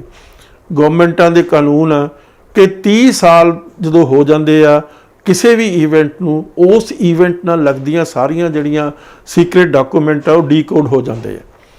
ਉੱਥੇ ਦੇ ਜਿਹੜੀ ਇੰਗਲੈਂਡ ਦੀ ਜਿਹੜੀ ਆਪਣੇ ਆਪ ਨੂੰ ਕਹਿੰਦੀ ਆ ਵੀ ਅਸੀਂ ਰੂਲ ਆਫ ਲਾਅ ਦੀ ਮਾਂ, ਉਹ ਸਮਝਦੇ ਆ ਵੀ ਰੂਲ ਆਫ ਲਾਅ ਅਸੀਂ ਦੁਨੀਆ ਨੂੰ ਦਿੱਤਾ, ਲੇਕਿਨ ਜਦੋਂ ਸਿੱਖਾਂ ਦੇ ਉੱਤੇ ਗੱਲ ਆਈ ਤਾਂ ਉਸਨੇ ਆਪਣੇ ਆਪ ਨੂੰ ਉਸੇ ਮਾਨਸਿਕਤਾ ਦੇ ਨਾਲ ਮਤਲਬ ਜੋੜ ਲਿਆ ਜਿਹੜੀ ਮਾਨਸਿਕਤਾ ਸਿੱਖਾਂ ਦੇ ਖਿਲਾਫ ਹਿੰਦੁਸਤਾਨ ਦੇ ਵਿੱਚ ਲੜ ਰਹੀ। ਕਿਸ ਤਰੀਕੇ ਨਾਲ ਕਿਸੇ ਅਖਬਾਰ ਨਵੀਸ ਨੇ ਛੋਟੀ ਜੀ ਉਸ ਨੂੰ ਮਿਲੀ ਖਬਰ ਵੀ ਇਸ ਕਿਸਮ ਦੀ ਗੱਲ ਕੀਤੀ। ਉਸ ਵੇਲੇ ਦੀ ਮਾਰਗਰੇਟ ਥੈਚਰ ਦੀ ਸਰਕਾਰ ਨੇ ਹਿੰਦੁਸਤਾਨ ਦੀ ਸਰਕਾਰ ਦੇ ਨਾਲ ਲੱਗ ਕੇ ਸਿੱਖਾਂ ਦਾ ਕਤਲੋਗਾਰਤ ਕਰਨ ਲਈ, ਸਿੱਖਾਂ ਨੂੰ ਵੱਧ ਤੋਂ ਵੱਧ ਨੁਕਸਾਨ ਪਹੁੰਚਾਉਣ ਦੇ ਲਈ, ਤਾਂ ਉਸ ਤੋਂ ਬਾਅਦ ਉਹਨਾਂ ਨੇ ਜਿਹੜੇ ਬਾਕੀ ਜਿਹੜੇ ਸੀ ਪੇਪਰ ਸੀ ਉਹਨਾਂ ਨੇ ਡੀਕੋਡ ਕਰਨ ਤੋਂ ਲੁਕੋ ਕੇ ਰੱਖ ਲਿਆ। ਅੱਜ ਜਿਹੜੀ ਦੇਖੋ ਬੜੀ ਮਤਲਬ ਦਿਲਚਸਪ ਗੱਲ ਹੈ, ਜੇ ਸਿੱਖਾਂ ਦੇ ਸਹੀ ਨੁਮਾਇੰਦੇ ਹੋਣ ਹਿੰਦੁਸਤਾਨ ਦੇ ਵਿੱਚ ਤਾਂ ਹਿੰਦੁਸਤਾਨ ਦੀ ਸਰਕਾਰ ਦੇ ਉੱਤੇ ਪ੍ਰੈਸ਼ਰ ਪਾਉਣ ਕਿ ਭਾਈ ਤੁਸੀਂ ਉਹ ਪੇਪਰ ਡੀਕੋਡ ਕਰੋ। ਉਹ ਪੇਪਰ ਸਾਨੂੰ ਪਤਾ ਹੋਣਾ ਚਾਹੀਦਾ ਕਿ ਕਿਹੜੇ ਬੰਦੇ ਇਨਵੋਲਵ ਸੀ, ਕਿੰਨਾ ਸਿੱਖਾਂ ਦਾ ਨੁਕਸਾਨ ਹੋਇਆ, ਕਿਉਂ ਸਿੱਖਾਂ ਦਾ ਨੁਕਸਾਨ ਹੋਇਆ, ਸਾਰੀ ਦੀ ਜਿਹੜੀ ਚੀਜ਼ ਆ, ਜਿਵੇਂ ਪੰਜਾਬੀ 'ਚ ਕਹਿੰਦੇ ਦੁੱਧ ਦਾ ਦੁੱਧ ਤੇ ਦੁੱਧ ਪਾਣੀ ਬਾਹਰ ਆ ਜੇ ਸਾਰੇ ਸਿੱਖਾਂ ਦੇ ਕੋਲ। ਲੇਕਿਨ ਨਾ ਤਾਂ ਕਿਸੇ ਕਾਂਗਰਸ ਦੇ ਨੁਮਾਇੰਦੇ ਨੇ ਇਹ ਆਵਾਜ਼ ਬੁਲੰਦ ਕੀਤੀ ਹੈ ਪਾਰਲੀਮੈਂਟ ਦੇ ਵਿੱਚ, ਨਾ ਕਿਸੇ ਆਪੋਜੀਸ਼ਨ ਦੇ ਲੀਡਰ ਨੇ ਕੀਤੀ। ਬਾਦਲ ਦੀ ਪਾਰਟੀ ਕਿਵੇਂ ਕਹੇਗੀ ਵੀ ਉਹਨਾਂ ਨੂੰ ਡੀਕੋਡ ਕਰੋ, ਕਿਉਂਕਿ ਜਦੋਂ ਡੀਕੋਡ ਕਰਨਗੇ ਤਾਂ ਉਸ ਦੇ ਵਿੱਚ ਬਾਦਲ ਸਾਹਿਬ ਦਾ ਰੋਲ ਵੀ ਸਾਹਮਣੇ ਆ ਜਾਵੇਗਾ ਲੋਕਾਂ ਦੇ ਕੋਲ, ਤਾਂ ਉਸ ਦੇ ਉੱਤੇ ਤਾਂ ਕਿੰਤੂ ਪਰੰਤੂ ਹੋ ਹੀ ਨਹੀਂ ਸਕਦਾ, ਕਿਉਂਕਿ ਉਹਦਾ ਸੀਕ੍ਰੇਟ ਪੇਪਰ ਆ। ਕਿਸ ਤਰੀਕੇ ਨਾਲ ਜਿਹੜੇ ਮਸੰਦ ਸਿੱਖਾਂ ਦੇ ਵਿੱਚ ਬੈਠੇ ਸੀ ਉਸ ਵੇਲੇ ਸਿੱਖੀ ਸਰੂਪ ਦੇ ਵਿੱਚ, ਉਹਨਾਂ ਨੇ ਕਿਸ ਤਰੀਕੇ ਦੇ ਨਾਲ ਸੈਂਟਰ ਦੀ ਸਰਕਾਰ ਨੂੰ ਮਿਲ ਕੇ ਹੱਲਾਸ਼ੇਰੀ ਦੇ ਕੇ ਇਹ ਘਟਨਾਕ੍ਰਮ ਕਰਾਇਆ, ਖੂਨੀ ਘਟਨਾਕ੍ਰਮ ਕਰਾਇਆ। ਇਸੇ ਤਰੀਕੇ ਦੀ ਗੱਲ ਹੁਣ ਦੇਖੋ ਉੱਥੇ ਲੇਬਰ ਪਾਰਟੀ, ਉਸ ਦੇ 2 ਸਿੱਖ ਪਹਿਲੀ ਵਾਰ ਇਲੈਕਟ ਹੋਏ ਆ ਸਿੱਖੀ ਸਰੂਪ ਦੇ ਵਿੱਚ। ਇੱਕ ਹੈਗੀ ਪ੍ਰੀਤ ਕੌਰ ਗਿੱਲ, ਇੱਕ ਹੈਗਾ ਡਾਕਟਰ ਤੇਸੀ। ਦੋਨਾਂ ਨੇ, ਉਹ ਲੇਬਰ ਪਾਰਟੀ ਦੇ ਆ, ਦੋਨਾਂ ਨੇ ਇਹ ਆਵਾਜ਼ ਉੱਥੇ ਦੀ ਪਾਰਲੀਮੈਂਟ ਦੇ ਫਲੋਰ ਤੇ ਉਠਾਈ ਆ। ਔਰ ਉਸ ਤੋਂ ਬਾਅਦ ਉਹਨਾਂ ਨੇ ਕੀ ਕੀਤਾ, ਬਹੁਤ ਹੀ ਵਧੀਆ ਗੱਲ ਕੀਤੀ ਹੈ ਕਿ ਜਿਹੜੀ ਲੇਬਰ ਪਾਰਟੀ ਆ ਉਹਦੇ ਮੈਨੀਫੈਸਟੋ ਦੇ ਵਿੱਚ ਇਹ ਗੱਲ ਪਾ ਦਿੱਤੀ ਹੈ ਕਿ ਜਿਸ ਵਕਤ ਲੇਬਰ ਪਾਰਟੀ ਦੀ ਸਰਕਾਰ ਬਣੇਗੀ ਉਸ ਵੇਲੇ ਇਹ ਸਾਰੇ ਸੀਕ੍ਰੇਟ ਜਿਹੜੇ ਡਾਕੂਮੈਂਟ ਹੈ ਉਸ ਵੇਲੇ ਦੀ ਸਰਕਾਰ ਦੇ, ਥੈਚਰ ਦੀ ਸਰਕਾਰ ਦੇ, ਉਹ ਅਸੀਂ ਉਹਨਾਂ ਨੂੰ ਡੀਕੋਡ ਕਰਾਂਗੇ, ਪਬਲਿਕ ਦੇ ਸਾਹਮਣੇ ਰੱਖ ਦਾਂਗੇ ਤਾਂ ਕਿ ਪਬਲਿਕ ਨੂੰ ਉਸ ਗੱਲ ਦਾ ਪਤਾ ਲੱਗ ਸਕੇ। ਲੇਕਿਨ ਬਦਕਿਸਮਤੀ ਹੈ ਹਿੰਦੁਸਤਾਨ ਦੀ ਸਰਕਾਰ ਦੇ, ਹਿੰਦੁਸਤਾਨ ਦੇ ਨਾ ਤਾਂ ਓਪੋਜੀਸ਼ਨ ਵਾਲੇ ਨਾ ਤਾਂ ਸਰਕਾਰ 'ਚ ਬੈਠੇ ਬੰਦੇ, ਔਰ ਕਹਿਣ ਨੂੰ ਤਾਂ ਆਪਣੇ ਆਪ ਨੂੰ ਪੰਥਿਕ ਕਹਿੰਦੇ ਆ, ਕਹਿਣ ਨੂੰ ਕਹਿੰਦੇ ਆ ਅਸੀਂ ਤਾਂ ਪੰਜਾਬ ਦੇ ਨਾਲ ਜੁੜੇ ਹੋਏ ਆ, ਅਸੀਂ ਤਾਂ ਪੰਜਾਬ ਦੇ ਹਰ ਪਹਿਲੂ ਤੋਂ ਪੰਜਾਬ ਦੀ ਮਦਦ ਕਰਨੀ ਚਾਹੁੰਦੇ ਆ। ਨਾ ਮਤਲਬ ਕਿਸੇ ਆ ਜਿਹੜੀ ਆਮ ਪਾਰਟੀ ਆ ਇਸ ਦੇ ਕਿਸੇ ਰਿਪਰੈਜ਼ੈਂਟੇਟਿਵ ਨੇ ਇਹ ਪਾਰਲੀਮੈਂਟ ਦੇ ਵਿੱਚ ਗੱਲ ਹੀ ਨਹੀਂ ਉਠਾਈ ਵੀ ਤੁਸੀਂ ਸੁਭਾਸ਼ ਚੰਦਰ ਬੋਸ ਦੇ ਜਿਹੜੇ ਬੰਗਾਲ ਦੇ ਵਿੱਚ ਐਡੇ ਵੱਡਾ ਲੀਡਰ ਸੀ ਉਹਦੀ ਮੌਤ ਬਾਰੇ ਜਿਹੜੀ ਕੰਟਰੋਵਰਸੀ ਉਹ ਸੈਟਲ ਕੀਤੀ, ਮੋਦੀ ਨੇ ਸਾਰੇ ਪੇਪਰ ਡੀਕੋਡ ਕਰਤੇ, ਲਓ ਵੀ ਚੱਕੋ। ਤਾਂ ਉਹੀ ਚੀਜ਼ ਸਿੱਖ ਨੁਮਾਇੰਦਿਆਂ ਨੂੰ, ਪੰਜਾਬ ਦੇ ਨੁਮਾਇੰਦਿਆਂ ਨੂੰ ਸੈਂਟਰ ਦੇ ਅੱਗੇ ਰੱਖਣੀ ਚਾਹੀਦੀ ਆ ਕਿ ਭਾਈ ਤੁਸੀਂ ਉਹ ਤਾਂ ਉਹਦੇ ਵਿੱਚੋਂ ਪਤਾ ਲੱਗ ਜੂ, ਦੁੱਧ ਦਾ ਦੁੱਧ ਪਾਣੀ ਦਾ ਪਾਣੀ ਨਿਕਲਿਓ, ਕਿੰਨੀ ਕੁ ਇਨਵੋਲਵਮੈਂਟ ਸੀ ਬੀਜੇਪੀ ਦੀ, RSS ਦੀ ਕਿੰਨੀ ਕੁ ਇਨਵੋਲਵਮੈਂਟ ਸੀ। ਤੋ ਸਾਰੀਆਂ ਚੀਜ਼ਾਂ ਜਿਹੜੀਆਂ ਸਿੱਖ ਚਾਹੁੰਦੇ ਆ, ਔਰ ਉਹ ਸਾਰੀਆਂ ਕੰਟਰੋਵਰਸੀਆਂ ਸੈਟਲ ਹੋ ਸਕਦੀਆਂ, ਲੇਕਿਨ ਉਹ ਸੈਟਲ ਉਹ ਨਹੀਂ ਡੀਕੋਡ ਕਰ ਰਹੇ। ਹਾਲਾਂਕਿ ਕਾਨੂੰਨ ਆ ਮੁਲਕ ਦਾ, ਉਹ ਕਾਨੂੰਨ ਤਾਂ ਕਦੇ ਪੰਜਾਬ ਦੇ ਉੱਤੇ, ਸਿੱਖਾਂ ਦੇ ਉੱਤੇ ਲਾਗੂ ਹੀ ਨਹੀਂ ਹੋਇਆ ਇਸ ਮੁਲਕ ਦਾ। ਤੋ ਇਸ ਕਰਕੇ ਉਹ ਆਪਣਾ ਲਈ ਦੱਬੀ ਉਹ ਪੇਪਰ ਬੈਠੇ ਆ, ਤਾਂ ਕਿ ਉਹਨਾਂ ਦੀ ਭੂਮਿਕਾ, ਖਾਸ ਤੌਰ ਤੇ ਪੰਜਾਬ ਦੇ ਲੀਡਰਾਂ ਦੀ ਭੂਮਿਕਾ, ਜਿਹਦੇ ਚ ਦੂਸਰਾ ਬਾਦਲ ਪਰਿਵਾਰ ਆ, ਇਸੇ ਤਰੀਕੇ ਨਾਲ ਉਸ ਵੇਲੇ ਹਰਚੰਦ ਸਿੰਘ ਲੌਂਗੋਵਾਲ ਦਾ ਜਿਹੜਾ ਕੁਕਰਮ ਆ ਉਹ ਵੀ ਨਿਕਲ ਕੇ ਸਾਹਮਣੇ, ਉਹਦਾ ਕੁਕਰਮ ਤਾਂ ਨਿਕਲ ਕੇ ਸਾਹਮਣੇ ਆ ਗਿਆ। ਰਾਜੀਵ ਲੌਂਗੋਵਾਲ ਅਕਾਰਡ ਸਾਈਨ ਕੀਤਾ ਗਿਆ, ਉਸ ਦਾ ਇੱਕ ਇੱਕ ਲਫ਼ਜ਼ ਮੇਰੀ ਕਿਤਾਬ 'ਚ ਦਿੱਤਾ ਹੋਇਆ, ਇੱਕ ਇੱਕ ਲਫ਼ਜ਼, ਇੱਕ ਇੱਕ ਕਲਾਸ ਉਸੇ ਤਰੀਕੇ ਨਾਲ ਵਰਬੈਟਮ ਦਿੱਤੀ ਵੀ ਹੈ ਇਸ ਕਿਤਾਬ ਦੇ ਵਿੱਚ। ਔਰ ਮੈਂ ਤੁਹਾਨੂੰ ਇੱਥੇ ਦੱਸਣੀ ਚਾਹੁੰਦਾ ਕਿ ਜਿਹੜਾ ਸੁਰਜੀਤ ਸਿੰਘ ਬਰਨਾਲਾ ਸੀ, ਉਸ ਨੂੰ ਅਕਾਰਡ ਦਾ ਹੀ ਇਨਾਮ ਮਿਲਿਆ, ਕਿ ਉਸ ਨੇ ਅਕਾਰਡ ਕੀਤਾ ਜਿਸ ਦੇ ਵਿੱਚ ਪੰਜਾਬ ਦੇ ਪਾਣੀਆਂ ਦੀ ਲੁੱਟ ਦੇ ਉੱਤੇ ਸਟੈਂਪ ਲਗਵਾ ਦਿੱਤੀ ਉਸ ਬੰਦੇ ਨੇ। ਕਿੱਡੀ ਵੱਡੀ ਬੇਈਮਾਨੀ, ਕਿੱਡੀ ਵੱਡੀ ਬਿਟਰੇਲ ਉਸ ਬੰਦੇ ਨੇ ਕੀਤੀ ਆ, ਜਿਸ ਦੀ ਇੰਤਹਾ ਹੀ ਨਹੀਂ। ਤੋ ਉਸ ਵੇਲੇ ਜੇ ਇਹ ਪੇਪਰ ਡੀਕੋਡ ਹੋ ਜਾਣਗੇ ਤਾਂ ਪਤਾ ਲੱਗ ਜਾਏਗਾ ਕਿ ਜਿਹੜਾ ਲੌਂਗੋਵਾਲ ਸੀ ਉਸਦੀ ਕਿਸ ਕਿਸਮ ਦੀ ਮਤਲਬ ਉਹਦੀ ਮਾਨਸਿਕਤਾ ਸੀ। ਉਹ ਸਿੱਖਾਂ ਦਾ ਬਹੁਤ ਵੱਡਾ ਦੋਖੀ ਸੀ, ਔਰ ਇਸੇ ਕਰਕੇ ਹਰ ਜਿਹੜੀ ਪੰਜਾਬ ਦੀ ਸਰਕਾਰ ਆ ਹੁਣ ਤੱਕ, ਅਮਰਿੰਦਰ ਦੀ ਸਰਕਾਰ ਤੱਕ, ਉਹਨੂੰ ਸੰਤ ਜੀ ਕਹਿੰਦੀ ਆ, ਔਰ ਉਹਦਾ ਜਨਮ ਦਿਨ ਮਨਾਉਂਦੇ ਆ, ਔਰ ਉਹਨੂੰ ਸ਼ਰਧਾਂਜਲੀਆਂ ਪੇਸ਼ ਕਰਦੇ ਆ। ਤੋ ਇਸ ਕਰਕੇ ਇਹ ਸਾਰੀਆਂ ਚੀਜ਼ਾਂ ਨਹੀਂ ਦੱਸੀਆਂ ਜਾ ਰਹੀਆਂ, ਕਿ ਉਸ ਦੇ ਵਿੱਚ, ਉਸ ਹਮਾਮ ਦੇ ਵਿੱਚ ਸਾਰੇ ਨੰਗੇ ਆ। ਚਾਹੇ ਬੀਜੇਪੀ ਵਾਲੇ ਲੈ ਲਓ, ਚਾਹੇ ਤੁਸੀਂ RSS ਵਾਲੇ ਲੈ ਲਓ, ਚਾਹੇ ਤੁਸੀਂ ਕਾਂਗਰਸ ਵਾਲੇ ਲੈ ਲਓ, ਉਹਦੇ 'ਚ ਕੋਈ ਕਿਸੇ ਕਿਸਮ ਦਾ ਇਹ ਨਹੀਂ ਹੈ ਵੀ ਆਹ ਫਲਾਨਾ ਆਏ ਆ, ਤਿਮਕਾ ਆਏ ਆ। ਤੋ ਇਹ ਇੱਕ ਸਿੱਖਾਂ, ਔਰ ਖ਼ਾਸ ਤੌਰ 'ਤੇ ਮੈਂ ਸਮਝਦਾ, ਮੈਂ ਦਾਤ ਦਿੰਦਾ ਉਹਨਾਂ ਯੋਧਿਆਂ ਨੂੰ ਜਿਨ੍ਹਾਂ ਨੇ ਇਸ ਕਿਸਮ ਦੀ ਲੜਾਈ ਜਿਹੜੀ ਸੀ, ਇਸ ਕਿਸਮ ਦੀ ਬੇਅਸੂਲੀ ਸਰਕਾਰ, ਇਸ ਕਿਸਮ ਦੇ ਖੂਨੀ ਜਿਹੜੇ ਲੋਕ ਸੀ, ਉਹਨਾਂ ਦੇ ਖਿਲਾਫ ਲੜੀ ਹੈ। ਹੁਣ ਲੋਕ ਆਮ ਕਹਿ ਦਿੰਦੇ ਆ, ਲਓ ਜੀ ਇਹ ਮਿਲੀਟੈਂਟ ਸੀ, ਇਹਨਾਂ ਨੂੰ ਤਾਂ ਮਾਰਨਾ ਹੀ ਸੀ। ਮੈਂ ਪੁੱਛਣਾ ਚਾਹੁੰਦਾ, ਜੇ ਸਰਕਾਰ ਨੇ ਇਸ ਕਿਸਮ ਦੇ ਕੁਕਰਮ ਕੀਤੇ ਆ, ਸਰਕਾਰ ਨੇ ਇਸ ਕਿਸਮ ਦੀ ਬਿਟਰੇਲ ਕੀਤੀ ਆ, ਸਰਕਾਰ ਨੇ ਇਸ ਕਿਸਮ ਦੀ ਲੁੱਟ ਕੀਤੀ ਆ, ਤਾਂ ਉਸ ਨੂੰ ਐਕਸੈਪਟ ਕਰ ਲੈਂਦੇ ਸਿਰ ਝੁਕਾ ਕੇ। ਮੈਂ ਸਮਝਦਾ SYL ਜਿਹੜੀ ਨਹੀਂ ਪੁੱਟਣ ਦਿੱਤੀ ਗਈ, ਉਹ ਸਿੱਖ ਜਿਹੜੇ ਮਿਲੀਟੈਂਟ ਆ ਉਹਨਾਂ ਦੀ ਬਹੁਤ ਵੱਡੀ ਕੰਟਰੀਬਿਊਸ਼ਨ ਹੈ। ਜੇ ਤੁਸੀਂ ਗੱਲਬਾਤ ਰਾਹੀਂ ਨਹੀਂ ਨਜਿੱਠਣਾ ਚਾਹੁੰਦੇ, ਜੇ ਤੁਸੀਂ ਪੀਸਫੁਲ ਐਜੀਟੇਸ਼ਨ ਦੇ ਰਾਹੀਂ ਨਹੀਂ ਉਹਨਾਂ ਲੋਕਾਂ ਦੀ ਗੱਲ ਸੁਣਦੇ, ਜੇ ਸੁਪਰੀਮ ਕੋਰਟ 'ਚ ਗਏ ਆ, ਉੱਥੋਂ ਕੇਸ ਵਿਡਰਾ ਕੇ ਤੁਸੀਂ ਸਾਈਨ ਕਰਾ ਰਹੇ ਹੋ, ਫਿਰ ਤੁਸੀਂ ਜਿਹੜਾ ਹੈ ਇਹ ਜਿਹੜਾ ਸਾਰੀ ਗੱਲ ਹੈ ਉਸ ਨੂੰ, ਉਸ ਕਰਮ ਨੂੰ ਇੰਡੋਰਸ ਕਰਾ ਰਹੇ ਹੋ। ਮੈਂ ਇੱਥੇ ਇੱਕ ਗੱਲ ਦੱਸਣੀ ਚਾਹੁੰਦਾ, ਬਹੁਤ ਹੀ ਅਹਿਮ ਗੱਲ ਆ, ਉਹ ਸਿੱਖਾਂ ਨੂੰ ਆਪਣੀ ਜ਼ਿਹਨ ਦੇ ਵਿੱਚ ਪਾ ਲੈਣੀ ਚਾਹੀਦੀ ਹੈ। ਜੇ ਰਾਜੀਵ ਲੌਂਗੋਵਾਲ ਅਕਾਰਡ ਨਾ ਹੁੰਦਾ, ਸਿੱਖ ਇਹ ਲੜਾਈ ਜਿੱਤੇ ਹੋਈ ਸੀ। ਉਸ ਵੇਲੇ ਦੀ ਸਰਕਾਰ ਦਾ ਇਹ ਐਸਟੀਮੇਟ ਸੀ, ਫੌਜੀਆਂ ਦਾ ਵੀ ਐਸਟੀਮੇਟ ਸੀ, ਇਹ ਗੱਲ 10-12 ਘੰਟੇ ਦੀ ਆ, 10-12 ਘੰਟੇ ਦੇ ਵਿੱਚ ਅਸੀਂ ਇਸ ਨੂੰ ਨਜਿੱਠ ਲਾਂਗੇ। ਲੇਕਿਨ 4 ਦਿਨ ਲਗਾਤਾਰ ਸਿੱਖਾਂ ਨੇ ਰੈਜ਼ਿਸਟੈਂਸ ਦਿਖਾਈ ਉਸ ਵੇਲੇ ਇੰਡੀਅਨ ਜਿਹੜੀ ਆਰਮੀ ਸੀ ਉਸ ਦੇ ਖਿਲਾਫ। ਹਾਲਾਂਕਿ ਕੋਈ ਪ੍ਰਪੋਰਸ਼ਨ ਤਾਂ ਹੈ ਹੀ ਨਾ ਸੀ ਹਥਿਆਰਾਂ ਦੀ, ਨੰਬਰ ਦੀ, ਉਹ ਤਾਂ 15, 20, 25, 30 ਹੋਣਗੇ ਜਿਹੜੇ ਮਿਲੀਟੈਂਟ ਅੰਦਰ ਲੜ ਰਹੇ ਸੀ। ਪਰ ਉਹਨਾਂ ਨੇ ਆਪਣੀ ਅਣਖ ਦੇ ਨਾਲ, ਆਪਣੀ ਵਚਨਬੱਧਤਾ ਦੇ ਨਾਲ, ਆਪਣੀ ਕਮਿਟਮੈਂਟ ਦੇ ਨਾਲ ਹਿੰਦੁਸਤਾਨ ਦੀ ਸਰਕਾਰ ਜਿਹੜੀ ਸੀ ਉਸ ਦੀ ਜਿਹੜੀ ਫੌਜ ਸੀ ਉਸ ਦੇ ਅੱਗੇ ਦੇਖੋ, ਸਾਡੀ ਲਾਇਬ੍ਰੇਰੀ ਸਾੜਤੀ ਉਹਨਾਂ ਨੇ, ਔਰ ਉਹ ਸਾੜੀ ਗਈ ਜਦੋਂ ਕਿ ਸਾਰੀ ਲੜਾਈ ਅੰਦਰੂਨੀ ਤੌਰ ਤੇ ਖਤਮ ਹੋ ਚੁੱਕੀ ਸੀ। ਤੋ ਉਸ ਦੇ ਵਿੱਚੋਂ ਜੋ ਕਿਤਾਬਾਂ ਲੈ ਕੇ ਗਏ ਆ, ਜੋ ਮੈਨੂਸਕ੍ਰਿਪਟ ਲੈ ਕੇ ਗਏ, ਜੋ ਹੱਥ ਲਿਖਤਾਂ ਲੈ ਕੇ ਗਏ, ਉਹ ਹਲੇ ਤੱਕ ਸਾਨੂੰ ਵਾਪਸ ਨਹੀਂ ਕੀਤੀਆਂ ਗਈਆਂ। ਉਸ ਦਾ ਸਾਨੂੰ ਪਤਾ ਹੀ ਨਹੀਂ ਵੀ ਉਹ ਕਿੱਥੇ ਗਈ, ਸੜ ਗਈ, ਬਚ ਗਈ, ਰਹਿ ਗਈ। ਸਿੱਖ ਤਰਲੇ ਮਾਰ ਰਹੇ ਆ। ਇਸੇ ਕਰਕੇ ਮੇਰੀ ਇਹੀ ਰਿਕੁਐਸਟ ਆ ਕਿ ਜਿਹੜੇ ਪੇਪਰ ਹੈਗੇ, ਉਹ ਸੀਕ੍ਰੇਟ ਪੇਪਰ ਸਰਕਾਰ ਦੇ ਉਸ ਘਟਨਾਕ੍ਰਮ ਦੇ ਵਿੱਚ, ਉਹਨਾਂ ਨੂੰ ਡੀਕੋਡ ਕਰਾਉਣਾ ਚਾਹੀਦਾ। ਮੈਂਬਰ ਪਾਰਲੀਮੈਂਟਸ ਨੂੰ ਇਕੱਠੇ ਹੋ ਕੇ ਜ਼ੋਰ ਪਾਉਣਾ ਚਾਹੀਦਾ। ਪਰ ਕੌਣ ਪਾਏਗਾ ਜ਼ੋਰ? ਦੇਖੋ ਕਿੱਡੀ ਵੱਡੀ ਗੱਲ ਆ।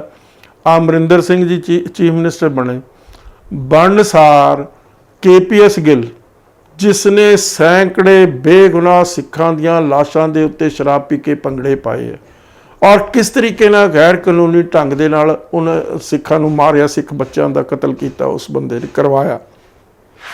तो उस बंदे दे बीमार होण ते एक इस ने डिस्पेंसरी भेजी, मोबाइल डिस्पेंसरी भेजी, जिहड़ी भेजी नहीं सी जा सकती कानूनी तौर के उत्ते, क्योंकि वह पंजाब की जो रिस्ट्रिक्शन है वो दिल्ली दे विच बीमार पिया सी, वो मर गया, वो उत्थे भोग पाया गया दिल्ली।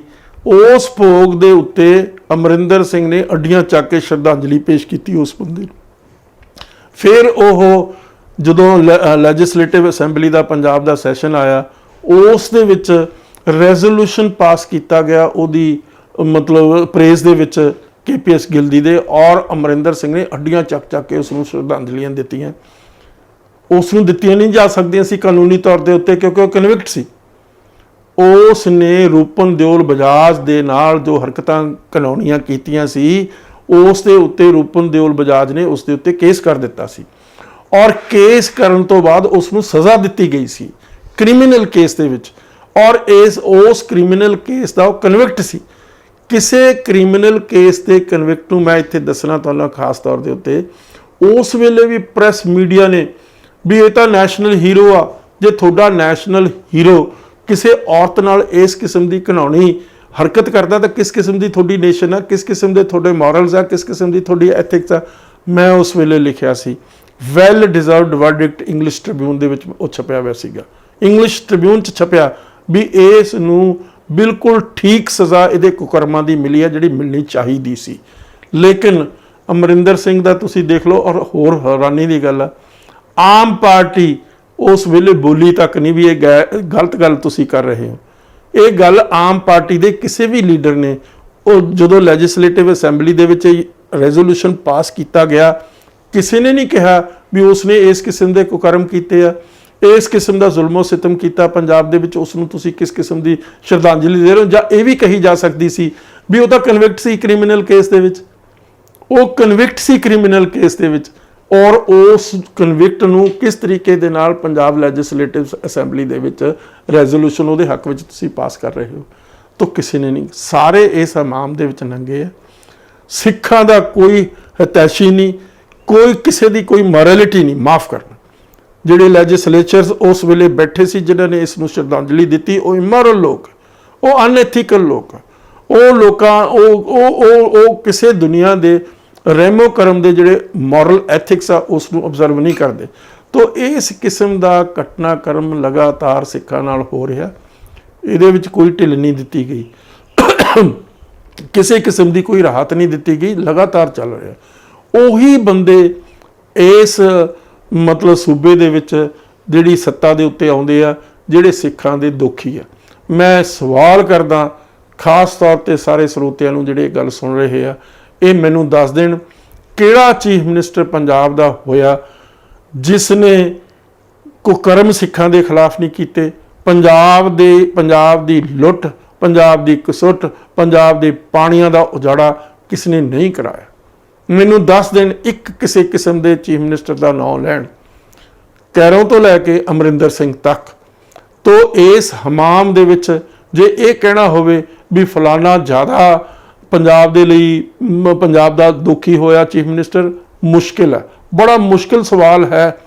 मैं इतिहास के विद्यार्थी के तौर पर जानने की कोशिश की किने वध ते किने घट, किसी ने घट नहीं कीते, किसी ने अपने जिन्ना उसका जोर सी। और मैं दसना चाहना इस किस्म के चीफ मिनिस्टर अज अरबां खरबां पति बने बैठे आ, जिहड़े घरों कंगाल सी, 2-2 3-3 4-4 एकड़ां दे मालिक सी, और उन्होंने पंजाब के लोगों नूं पंजाब नूं बर्बाद करन दे लई चीफ मिनिस्टर दीयां कुर्सियां हथियाईयां, और चीफ मिनिस्टर दीयां कुर्सियां हथिया के उस तो बाद उन्होंने मतलब पंजाब की लुट भी की और सिखां नूं कुट्टिया भी, सिखां दे उत्ते बेरहमी दे नाल जुल्मो सितम कीते आ।